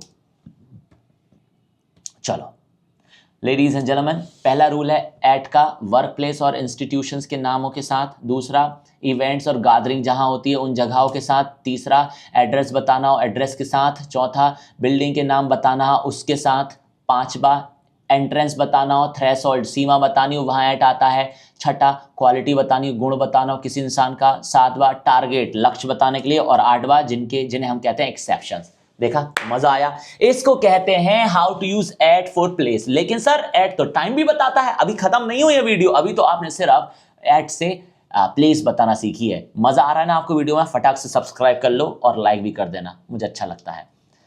अब हम सीखेंगे how to use at for time. Time के लिए भी तो सीख ले भैया, क्योंकि प्लेस तो बता दी और टाइम नहीं बताएंगे तो फिर टेस्ट पेपर में बहुत गड़बड़ हो जाएगी, इसलिए सीख लो, बहुत इंटरेस्टिंग है। लेडीज एंड जेंटलमैन, अगर आपको एट का यूज करना है टाइम बताने के लिए तो इसका पहला यूज क्या है? पढ़ो। एट का उपयोग एग्जैक्ट टाइम बताने के लिए होता है। रोमन हिंदी में भी लिखा है ताकि पाकिस्तान के लोग समझ सके। एट का यूज होता है जब आपको एग्जैक्ट टाइम यानी कि क्लॉक टाइम बताना हो। एग्जाम्पल देखो, Sameer sir starts his live class at 7 PM। Sir 7 PM से पहले एट क्यों आया? क्योंकि एग्जैक्ट टाइम है बेटा, घड़ी का टाइम है इसलिए। She sent me a message eight 12 AM। 12 बजे रात के उसने मैसेज किया भैया मुझे। The class starts at noon. Class 12 बजे दोपहर में शुरू होती है। नून का मतलब है दोपहर के 12 बजे। She will meet me at midnight. Midnight का मतलब होता है आधी रात, वो मुझसे आधी रात में मिलेगी। इसको कहते हैं भैया एट का पहला रूल। लेकिन एक्सेप्शन क्या कहता है? देखो भैया, इवनिंग हो गई, मॉर्निंग हो गया, आफ्टरनून हो गया, इन सब के साथ तो इन आता है, बट नाइट के साथ एट आता है। ये एक एक्सेप्शन है। इस पे मैंने पहले भी वीडियो बनाई है इंस्टाग्राम पर, वो आप जाके देख लेना। तो ये है एट टाइम बताने के लिए एट का पहला रूल। अब बढ़ते हैं एट के हम दूसरे रूल पे। पढ़िए, ये बहुत ज़्यादा इंटरेस्टिंग है, ये आपने बहुत कम लोगों ने सुना होगा, मैं बता रहा हूँ। एट का उपयोग फेस्टिवल्स और हॉलीडेज बताने के लिए भी होता है भाई साहब। हाँ, आज तक तो हमने सीखा था ऑन दिवाली होता है, लेकिन सर आज तो आप कह रहे हो एट दिवाली भी होगा। अरे सब होता है बेटे, पढ़ो जरा। जब भी आपको फेस्टिवल्स बताने हो तो एट का ही यूज होता है, लेकिन ऑन का कैसे होता है वो एक्सेप्शन में बताऊंगा मैं आपको। ऑलराइट, चलिए पढ़िए। We clean our homes at Diwali, हम अपने घरों को दिवाली के टाइम पर साफ करते हैं। We celebrate with family at Christmas, हम फैमिली के साथ सेलिब्रेट करते हैं क्रिसमस पर। People enjoy sweets at Eid, लोग मिठाइयाँ बांटते हैं, एंजॉय करते हैं ईद पर। सर एट अजीब लग रहा है सर, थोड़ा एडवांस रूल बताओ ना। बेटे आप पढ़ जरा एडवांस रूल। एट का मतलब एट का मतलब उस फेस्टिवल के दौरान, और ऑन आता है जब आप उस फेस्टिवल के एग्जैक्ट डे की बात करें। फिर से समझा रहा हूं, मुझे देखो, इधर मत देखो, मुझे देखो, है ना, समझना अच्छे से। भैया एट यूज होता है जब आपको यह बताना हो कि उस जो फेस्टिवल है उसके दौरान, जैसे ईद होता है 2-3 दिन का होता है, होली भी, दिवाली भी जो होती है 2-3 दिन हम मनाते हैं, क्रिसमस भी 1 हफ्ते की करीबन होती है। तो एट मतलब उन दिनों के दौरान, दिवाली के दौरान, क्रिसमस के दौरान, है ना, ईद के दौरान, एट वहां लगता है। लेकिन ऑन लगता है जब आपको बताना है उस पर्टिकुलर डे पर, उस पर्टिकुलर डे पर, उस पर्टिकुलर डे पर। एग्जाम्पल देखो भैया आप तो, we worship goddess Lakshmi on Diwali, हम लक्ष्मी माता की पूजा कब करते हैं? दिवाली के दिन, या फिर दिवाली से 2-3 दिन पहले, 2 दिन बाद, दिवाली के मेन दिन पर ना, तो इसीलिए यहां पर ऑन आया है, ऑन दिवाली। भैया she hugged me on Eid, उसने मुझे ईद पर हक किया था। अब ये ऑन लग रहा है क्योंकि ईद के मेन दिन की बात हो रही है। अगर मैं यहाँ एट लगाता तो मैं बोलता ईद के दौरान। समझे आप कि एट कब आएगा और ऑन कब आएगा? M I right? मजा आया? एक चीज और, इसको और डिटेल में आपको लिख देता हूं मैं। एट दिवाली जब दिवाली का एक समय सीमा फेस्टिवल पीरियड की तरह देखा जा रहा है ना, ऑन दिवाली जब सिर्फ दिवाली के दिन की बात हो, इस तरह से। लेडीज एंड जेंटलमैन, ये है एट का दूसरा रूल। मुझे उम्मीद है इसको सीखकर आपको बहुत मजा आया होगा। चलो नेक्स्ट पे बढ़ते हैं। ये जो अभी मैं पढ़ाने वाला हूं ये इतना इंपॉर्टेंट है कि आपने शायद सुना भी नहीं होगा। पढ़िए, एट का उपयोग मील टाइम्स, खाने के समय को बताने के लिए भी होता है। यस, जब भी आपको लंच, डिनर, ब्रेकफास्ट की बात करनी तो एट ही आता है। लंच पर एट लंच, डिनर पर एट डिनर, ब्रेकफास्ट पर at breakfast. Yes, she talked to me about her affair at dinner, उसने मुझसे अपने अफेयर के बारे में डिनर पर बात की थी। एट डिनर होगा, इन डिनर, ऑन डिनर नहीं होगा। I will meet you at lunch, मैं लंच पर मिलूंगा तुमसे, एट लंच होगा। We enjoy a lot at breakfast, हम ब्रेकफास्ट खाते वक्त बहुत इंजॉय करते हैं। तो एट लंच, एट डिनर और एट ब्रेकफास्ट, इसकी जगह एट ही आएगा, याद रखना जब भी मील्स की बात हो। लेकिन एक्सेप्शन क्या कहता है, याद रखना, ये आपने कहीं भी नहीं पढ़ा होगा। ये जो पढ़ रहे हैं आप, इसकी बहुत बहुत बहुत मेहनत करके मैंने स्लाइड्स बनाई है। तो आप प्लीज टेस्ट पेपर देना लास्ट में, ताकि आपको पता चल सके कि आप इंप्रूव हुए हैं इस वीडियो को देखकर। ऑलराइट लेडीज एंड जेंटलमैन, देखिए एक्सेप्शन ये कहता है लंच, डिनर और ब्रेकफास्ट के साथ एट तो आता है, बिल्कुल सही है। लेकिन अब पढ़ो, अगर मील के साथ दा आए तो एट नहीं बल्कि डूरिंग या इन सही होगा। मतलब the lunch, the dinner, the breakfast लगा दिया तो एट नहीं आएगा, ये कॉमन एरर वाली चीज है भैया। We talked during the lunch, हमने लंच के दौरान बात करी थी। She was busy in the breakfast, वो ब्रेकफास्ट के दौरान बिजी थी। समझ में आ रही है? ब्रेकफास्ट के टाइम पर वो बिजी थी। आप समझ रहे हैं? दा लगते ही चीजें चेंज हो जाएंगी, बिना दा के एट आता है, दा लगते ही चीजें चेंज। समझ रहे हैं बात को? तो भैया एट का जो लास्ट रूल है वो क्या है, जिन्हें हम कहते हैं एक्सेप्शंस। अब क्या है, इस लाइन को पढ़ो बस आप। एट का यूज कुछ फ्रेजेस में फिक्स्ड होता है, चाहे उनमें कोई लॉजिक लगे या ना लगे। मतलब कुछ शब्द ऐसे हैं जो एट लेकर आएंगे और उसे टाइम भी बताया जाएगा, लेकिन वहां कोई लॉजिक नहीं है। देखो आप, एट वंस मतलब एक बार में, एट लास्ट आखिर में, एट फर्स्ट शुरू से, शुरू में, एट द एंड अंत में, एट द सेम टाइम एक ही समय पर, एट द बिगिनिंग शुरुआत में, एट द मोमेंट इस समय, एट सनसेट सूर्यास्त के समय, एट डॉन या फिर एट वी आवर्स मतलब सुबह सुबह 3-4 बजे का टाइम, एट रैंडम बिना किसी क्रम के, एट टाइम्स मतलब कभी कभी, at times I feel tired कभी कभी मुझे ना थकावटी फील होता है। तो देखा आपने, यही शब्द हैं जो आपको कंफ्यूज करते हैं और आपको लगता है सर यहाँ एट क्यों आ गया, सर मुझे समझ में नहीं आ रहा है, सर एट आपने एट पढ़ाया था पर मेरे पल्ले नहीं पड़ा, सर बता दो ना यहाँ एट क्यों आ रहा है। अरे बेटे यहाँ एट आने का कोई लॉजिक ही नहीं है, यहाँ तो एट इसलिए आ रहा है क्योंकि शब्द ऐसे ही पैदा हुए हैं। इन्हें कहते हैं एक्सेप्शंस या फिर फ्रेजेस, जो बिना एट के नहीं आते, एट लेके आते हैं। और इनकी हिंदी भी मैंने सामने लिख दी है क्योंकि स्पोकन में इनको बहुत ज्यादा यूज करते हो आप। और ये ऐसे मात्र केवल इतने ही शब्द नहीं है, अरे रुको जरा देखो ना, एक बार वीडियो पॉज करो और फटाक से इनको पढ़ लो। एट रिस्क जोखिम में, एट पीस शांति में, एट वॉर युद्ध में, एट फॉल्ट गलती पर, एट ईज आराम से, एट अ लॉस नुकसान में, एट हैंड पास में या फिर उपलब्ध, एट योर सर्विस आपकी सेवा में, एट हाई स्पीड तेज गति से, एट अ लो प्राइस कम कीमत पर, at a discount, at a distance, at the top of, at the bottom of, at midnight, at noon, at sunrise, at sunset, at the moment, at the same time. देखा आपने, हल्के में मत लेना इस वीडियो को, इसलिए मैंने ऑन और इन नहीं पढ़ाया आपको, ताकि आपको एट समझ में आए, वो भी अच्छे से। लेडीज एंड जेंटलमैन, इसको कहते हैं हाउ टू यूज एट। एक क्विक रिवीजन मारते हैं टाइम के लिए, चलिए पढ़िए। हाँ, एग्जैक्ट टाइम बताने के लिए होता है एट का यूज। सेकंड, फेस्टिवल हॉलीडेज बताने के लिए होता है। तीसरा, मील टाइम्स खाने के समय को बताने के लिए होता है। और चौथा, एट का यूज फ्रेजेस में होता है, जहां कोई मतलब हो, लॉजिक हो या ना हो, वहां भी एट ही आता है। मजा आया आपको?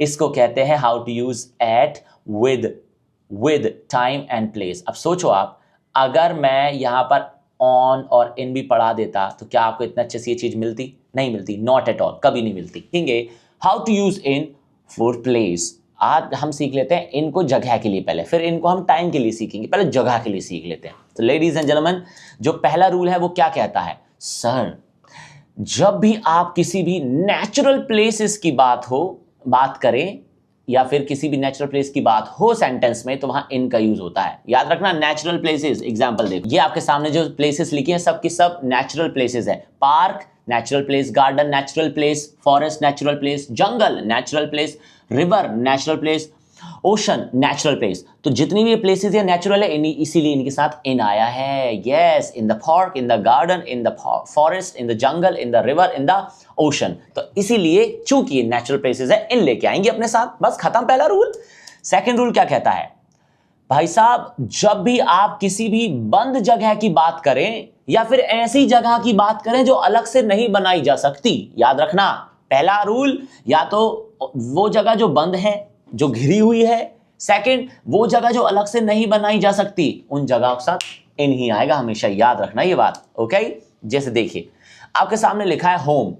मेरे को ये बताओ, क्या होम घिरा हुआ हो सकता है? हाँ, नहीं सर, होम तो अलग से बन सकता है ना। ये देखो ना, बिल्डिंग आपके सामने है, होम, तो घर के साथ आएगा एट होम। लेकिन घर के अंदर जो किचन है, किचन तो घिरा हुआ है सर। यस सर, बेडरूम तो घिरा हुआ है सर टॉयलेट तो घिरी हुई है। लेडीज एंड जेंटलमैन, जब भी घिरी हुई जगहों की बात हो, जिन जगहों को अलग से नहीं बनाया जा सकता, वहां इन ही आता है। यस, तो in the kitchen, in the room, in the toilet. टट्टी कहाँ करते हो तुम? बताइए कमेंट में बताना है। वो टट्टी करना होता है डेफिकेट, ठीक है? तो कमेंट में आप लिखिए आई डेफिकेट डैश, है ना? जगह का नाम बताइए कमेंट में। तो ये है इनका दूसरा रूल। अब आते हैं इनके तीसरे रूल पे। ऑलराइट एवरीबॉडी, मुझे उम्मीद है आपको मजा आ रहा होगा। ओके, तो इनका तीसरा रूल है जो है वो ये कहता है, देखो भैया बहुत आसान है अगर आप ध्यान से देखेंगे तो। जब भी आप किसी भी सिटी के नाम की, कंट्री के नाम की, स्टेट के नाम की, डिस्ट्रिक्ट के नाम की और विलेज के नामों की बात करोगे तो वहां इन लगा देना, कोई दिक्कत है ही नहीं। बस this is what you need to do. Alright everybody, चलिए देखते हैं, एग्जांपल देखते हैं। इन भोपाल, सर भोपाल के साथ इन क्यों आया? क्योंकि सर सिटी के साथ इन आता है। कंट्री, सर इन इंडिया क्यों हो रहा है? क्योंकि कंट्री के नाम के साथ इन आता है। स्टेट, इन बिहार क्यों हो रहा है? क्योंकि बिहार एक स्टेट है, इस स्टेट के नाम के साथ इन आता है। अच्छा, डिस्ट्रिक्ट, रायसेन हमारी रायसेन डिस्ट्रिक्ट है। अच्छा, इन क्यों आ रहा है? क्योंकि भाई साहब रायसेन एक डिस्ट्रिक्ट है। इन माई विलेज, इन क्यों आ रहा है? क्योंकि विलेज के नाम के साथ इन ही आता है। अब आपको देखा, इतनी सरल हो सकती हैं चीजें अगर आप इस चैनल को सब्सक्राइब करते हैं तो। मैं थोड़ा सा सेल्फिश हो रहा हूं, पर यार मेहनत लगती है, सब मैंने एडिट किया है, चैट जीपीटी से नहीं पूछा है, तो इसलिए मैं ये चाहता हूं please subscribe to this channel and लोगों के पास शेयर करें ताकि पता चले कि ऐसे भी सीखी जा सकती है भाई साहब इंग्लिश। चलो हम बढ़ते हैं अब चौथे रूल पे। Let's talk about rule number 4। जब भी आप व्हीकल की बात करें तो वहां भी इन ही यूज होता है, इनका यूज होता है जब आप व्हीकल की बात करें। जैसे कि sir in the car, in the taxi, yes taxi में, कार में। पर सर मैंने तो ये भी सुना है बस के साथ तो ऑन आता है। बेटे ये एक्सेप्शन है, एक्सेप्शन है बेटे, हमें भी पता है इसलिए तो आपको पढ़ा रहे हैं यहां पर। देखिए आप ऑन द बस और ऑन द बाइक, सर इनको क्या एक्सेप्शन मतलब क्या होता है? एक्सेप्शन मतलब होता है रूल से हटके। देखो भैया क्या होता है कि ऐसी जगह जिन ऐसे वाहन जिनमें आप मूवमेंट कर सकें, है ना, मूव हो सके, है ना, तो उन्हें कहते हैं ऑन, उनके साथ ऑन आता है। और ऐसे वाहन जिनके साथ मूव नहीं कर सकते उनके साथ इन आता है। इसीलिए होता है ऑन द बस, क्योंकि बस में भी चल फिर सकते हैं। ऑन द ट्रेन, ट्रेन में भी चल फिर सकते हैं। लेकिन सर ऑन द बाइक क्यों आ रहा है? भैया बाइक के ऊपर ही बैठोगे ना, इसलिए ऑन द बाइक आ रहा है। तो समझे भाई, ऐसी टैक्सी वगैरह, कार वगैरह जिनमें आप चल नहीं सकते तो वहाँ इन लगा देना, और जिनमें घूम सकते हैं बैठने के बाद उनके साथ ऑन आता है। ये रूल है असल में इनको यूज करने का। आगे बढ़ते हैं, 5वें रूल पे बढ़ते हैं। ये बहुत इंटरेस्टिंग है, ट्रस्टिंग, मुझे ये बहुत रूल पसंद आया है और मैं चाहता हूं आप इसको सीखें क्योंकि एरर्स में आता है एग्जाम में। पढ़िए, books, papers, newspaper, screens, documents के साथ जिसमें इंफॉर्मेशन होती है वहां भी इन ही आता है। देखो ऐसी चीजें जिनमें इंफॉर्मेशन आपको मिले पढ़कर, ऐसी चीजें जो प्रिंटेड होती है, जिन्हें प्रिंट करवाया जाता है, जो प्रिंट होती हैं, उनके साथ इन ही आएगा। न्यूज़पेपर हो गया, बुक्स हो गई, स्क्रीन हो गई हैं, उनके साथ भी इन ही आता है। याद रखना ये बात। जैसे कि in the newspaper, in the documents, in the email, in the books, तो ऐसी चीजें जिनको प्रिंट करवाया जाता है उनके साथ इन ही आएगा। ये बात आप याद रखना। मैं फिर से बोल रहा हूं, ऐसी चीजें जिन्हें प्रिंट करवाया जाता है, जिनसे आपको कुछ इंफॉर्मेशन मिलती है पढ़कर, उनके साथ इनका यूज ही होगा। आपके सामने लिखा है, देख लो आप अच्छे से। Okay, wow. अगले यूज पे बढ़ते हैं। सर लास्ट रूल है इनका जिसे हम कहते हैं एक्सेप्शन। एक्सेप्शन का मतलब होता है भाई साहब जो रूल्स को फॉलो नहीं करते हैं। पढ़िए, I am eight the hospital, मतलब मैं हॉस्पिटल में काम करता हूं या मैं विजिट करने गया हूं। लेकिन आई एम इन द हॉस्पिटल, मैं हॉस्पिटल में भर्ती हूं। आई एम इन द स्कूल, मैं वहाँ पढ़ाई करता हूँ। I am eight the school, मैं वहाँ पढ़ाता हूँ या फिर स्कूल के बाहर खड़ा हूँ और मैं बोल रहा हूँ भाई जल्दी आ जा, I am eight the school, school की प्लेस पर ही हूँ मैं। तो ये इन रूल्स को कहते हैं एक्सेप्शन। तो जब भी आप हॉस्पिटल की बात हो, स्कूल की बात हो, अगर वहाँ जाएं और आप वहाँ पर विजिट करने गए हैं तो आप एट लगाएंगे, और अगर वहाँ भर्ती हैं तो आप इन लगाएंगे। लेडीज एंड जेंटलमैन, इसे कहते हैं इन। समझे आप? तो इनका यूज कहाँ कहाँ होता है, थोड़ा फिर से बात करते हैं शुरू से। फर्स्ट यूज क्या कहता है सर? नेचुरल प्लेसेस के साथ इन लगाना। सेकंड रूल कहता है ऐसी जगह जो घिरी हुई होती है, जो अलग से नहीं बनाई जा सकती, उनके साथ भी इन लगाना। ओके। तीसरा भैया कंट्री के साथ, सिटी के साथ, स्टेट के साथ भी इन ही आता है। भैया चौथा रूल क्या कहता है सर? व्हीकल के साथ भी इन आता है, इन the car, in the taxi. लेकिन सर 5वां रूल क्या कहता है? ऐसी चीजें जिनसे आपको नॉलेज मिले, पढ़ सकते हैं, जिनको आप न्यूज़पेपर हो गया, बुक्स हो गए, डॉक्यूमेंट्स हो गए, इनके साथ भी इन ही आता है। और 5वां रूल है, छठा रूल है एक्सेप्शन। इन द हॉस्पिटल भी होता है, एट द हॉस्पिटल भी होता है, इन द स्कूल भी होता है और एट द स्कूल भी होता है। कैसे होता है वो आपके सामने लिखा है। आई होप आपको इन समझ में आया होगा जगह के लिए। अब हम सीखेंगे how to use in for time, क्योंकि इनसे तो टाइम भी बताया जाता है। Yes yes ladies yes. पढ़िए, जब भी आपको मंथ्स के नाम बताना हो, ईयर्स के नाम बताना हो, मॉर्निंग, इवनिंग, आफ्टरनून, सेंचुरीज, इनकी बात करनी हो तो वहां इन ही आता है। एग्जाम्पल पढ़ो आप। My birthday comes in March. Sir in क्यों आ रहा है? क्योंकि मार्च एक महीने का नाम है बेटे। India won the first T20 world cup in 2007। India ने पहला वर्ल्ड कप 2007 में जीता था। सर इन क्यों आ रहा है? क्योंकि 2007 जो है ईयर का नाम है। I go to gym in the morning, she comes to meet me in the evening. वो मुझसे ना इवनिंग में मिलने आती है। They called me in the afternoon, उन्होंने मुझे कॉल किया था आफ्टरनून में। अच्छा बताओ, इंडस्ट्रियल रेवोल्यूशन जो हुआ है वो कब से शुरू हुआ है? सर ये हुआ है 18वीं सेंचुरी से। सर इन क्यों आ रहा है? क्योंकि सेंचुरी की बात हो रही है। तो जब भी इनके नामों की बात हो भैया, ऐसी जगह पर इन ही आएगा, याद रखना। ये हुआ हमारा इन खत्म, प्लेस के लिए और टाइम के लिए। अब बात करते हैं ऑन। किस तरह से प्लेस बताता है, ऑन किस तरह से टाइम बताता है। ये बहुत इंटरेस्टिंग है, ढंग से पढ़ना क्योंकि लास्ट में मैं टेस्ट पेपर भी देने वाला हूं। चलो शुरू करते हैं। लेडीज एंड लेडास, फर्स्ट रूल है और वो ये कहता है जब कोई चीज किसी सरफेस पर हो यानी कि किसी जगह के ऊपर हो तब ऑन का यूज होता है। अब ये कितना आसान है, देखो सरफेस का मतलब समझो पहले तो। सरफेस क्या होता है? सरफेस होता है किसी जगह के ऊपर का हिस्सा, लेकिन याद रखना सरफेस घिरा हुआ नहीं होना चाहिए, राइट? क्योंकि अगर घिरा हुआ हो गया तो वो सरफेस होगा ही नहीं, वो एग्जैक्ट लोकेशन मानी जाएगी। देखो where is the remote? Sir on the hand, लेकिन where is the remote? In the hand. देखो अब इन हो गया क्योंकि सरफेस बचा नहीं, पर हैंड तो हैंड ही था ना भैया, हैंड तो हैंड ही था। On the hand, in the hand. मैं कहाँ बैठा हूं? देखो इस चेयर को देखो, इस चेयर में हैंडल है, ओके? देखो उठा उठा के मेहनत कर रहा हूं, लाइक कर देना। तो इस चेयर में हैंडल है, ऐसी चेयर जिनमें हैंडल होते हैं वहां इन आता है। So where am I sitting? I am sitting in the chair होगा, ऑन द चेयर नहीं होगा। बट ये चेयर देखिए, ये पूरी ये है surface. Where am I sitting? Sir you are sitting on the chair, क्योंकि अभी जो चेयर है उसमें सरफेस है और इस चेयर में हैंडल थे। समझे आप बात को? तो ऑन का जो पहला रूल है वो यही है कि जब भी आप बात करें सरफेस की, वहां ऑन आता है। एग्जाम्पल देखो, आई am sitting on the chair या फिर इन द चेयर, आप समझ लेना। My phone is on the table, okay? The painting is on the wall, painting कहाँ है? वॉल पर है। तो ऑन का बहुत सरल और पहला यूज यही है। सेकंड यूज देखिए, बहुत इंटरेस्टिंग है भैया।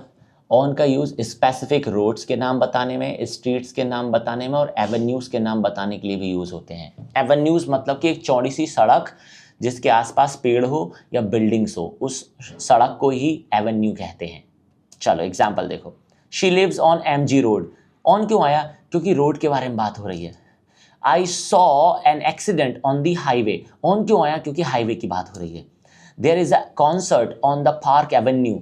ऑन क्यों आया? क्योंकि एवेन्यू की बात हो रही है। एवेन्यू हो गया, हाईवे हो गया, रोड हो गया, इन शब्दों के साथ ऑन ही आता है। ये है सेकेंड रूल। थर्ड की तरफ बढ़ते हैं, पढ़ो, ये इंटरेस्टिंग है।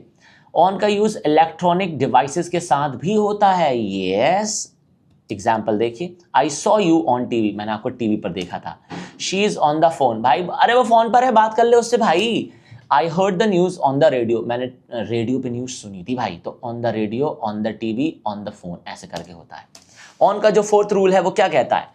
ऑन का यूज बड़े पब्लिक ट्रांसपोर्ट के साथ होता है जिनमें आप बैठकर मूव कर सको। Yes sir, on the bus, on the train, on the plane, on the ship. अभी थोड़े से पहले मैंने इन बताया था, वो ट्रांसपोर्ट के बड़े छोटे ट्रांसपोर्ट के जो सिस्टम होते हैं उनके साथ इन आता है, जिनमें मूव ना कर सको, जिनमें मूव कर सको उनके साथ ऑन आता है। आई होप आपको समझ में आ गया होगा।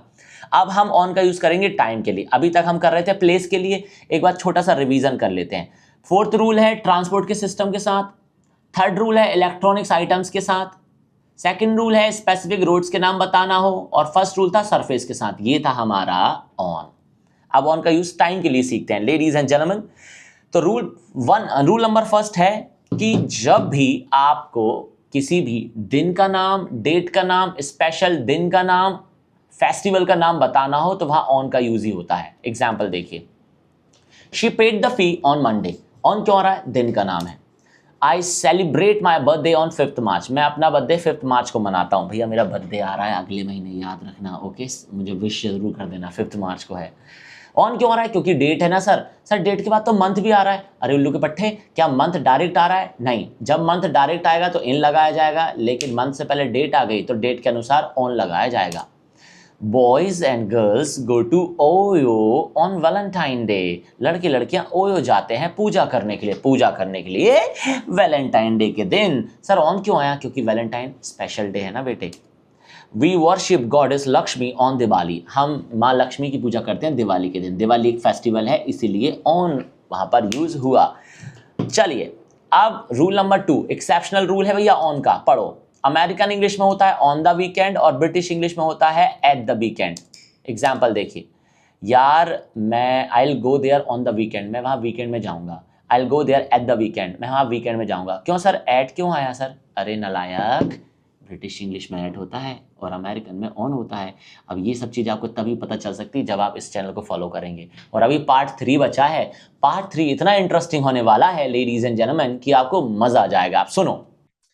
तो आज की जो चीजें मैं आपको सिखाने वाला हूं वो रेडीमेड थिंग्स हैं. मतलब ये चीजें रेडीमेड हैं, यहाँ रूल्स फॉलो नहीं होते हैं. आज ऑन एट इनके मैं आपको वो सेंटेंसेस, वो शब्द सिखाने वाला हूं जहां रूल्स फॉलो होते नहीं. ये पैदा ही ऐसे हुए हैं और यही शब्द हैं जो आपको परेशान करते हैं. तो हम शुरू करते हैं किससे? Sir let's start with in के साथ शुरू किया जाए. M I right?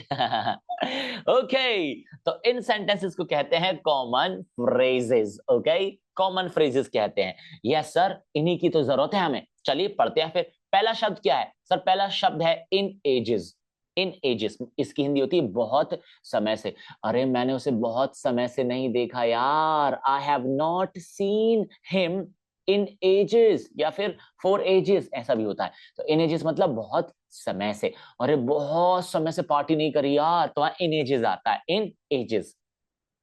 Second word है भैया इन अ मोमेंट. एक पल में. भाई साहब जिंदगी एक पल में बदल जाती है. थर्ड है भैया इन नो टाइम, मतलब चुटकियों में. भाई साहब ये सारी प्रेपोजिशन तो मैं चुटकियों में पढ़ा सकता हूं, तो मैं चुटकियों में. नेक्स्ट है भैया इन द मीनवाइल, मतलब इस दौरान. नेक्स्ट वर्ड है भैया in the long run. Hindi पढ़िए इसकी. इसकी हिंदी है लंबे समय में, आखिरकार. मैं तुझे बता रहा हूं इन्वेस्ट कर दे तू शेयर मार्केट में, क्योंकि इन द लॉन्ग रन ये चीज तुझे प्रॉफिट ही देगी आगे चल के. ये मतलब होता है इसका. तो देखा, ये प्रेपोजिशन वाली चीज ही नहीं है, ये तो पैदा ही ऐसे हुए हैं. अब क्या कर लोगे आप? नेक्स्ट इन अ वाइल, मतलब थोड़ी देर में. भैया थोड़ी देर में क्लास शुरू होने वाली है. The class is about to be started in a while. इस तरीके से. नेक्स्ट है इन द मिडिल ऑफ, मतलब बीच में.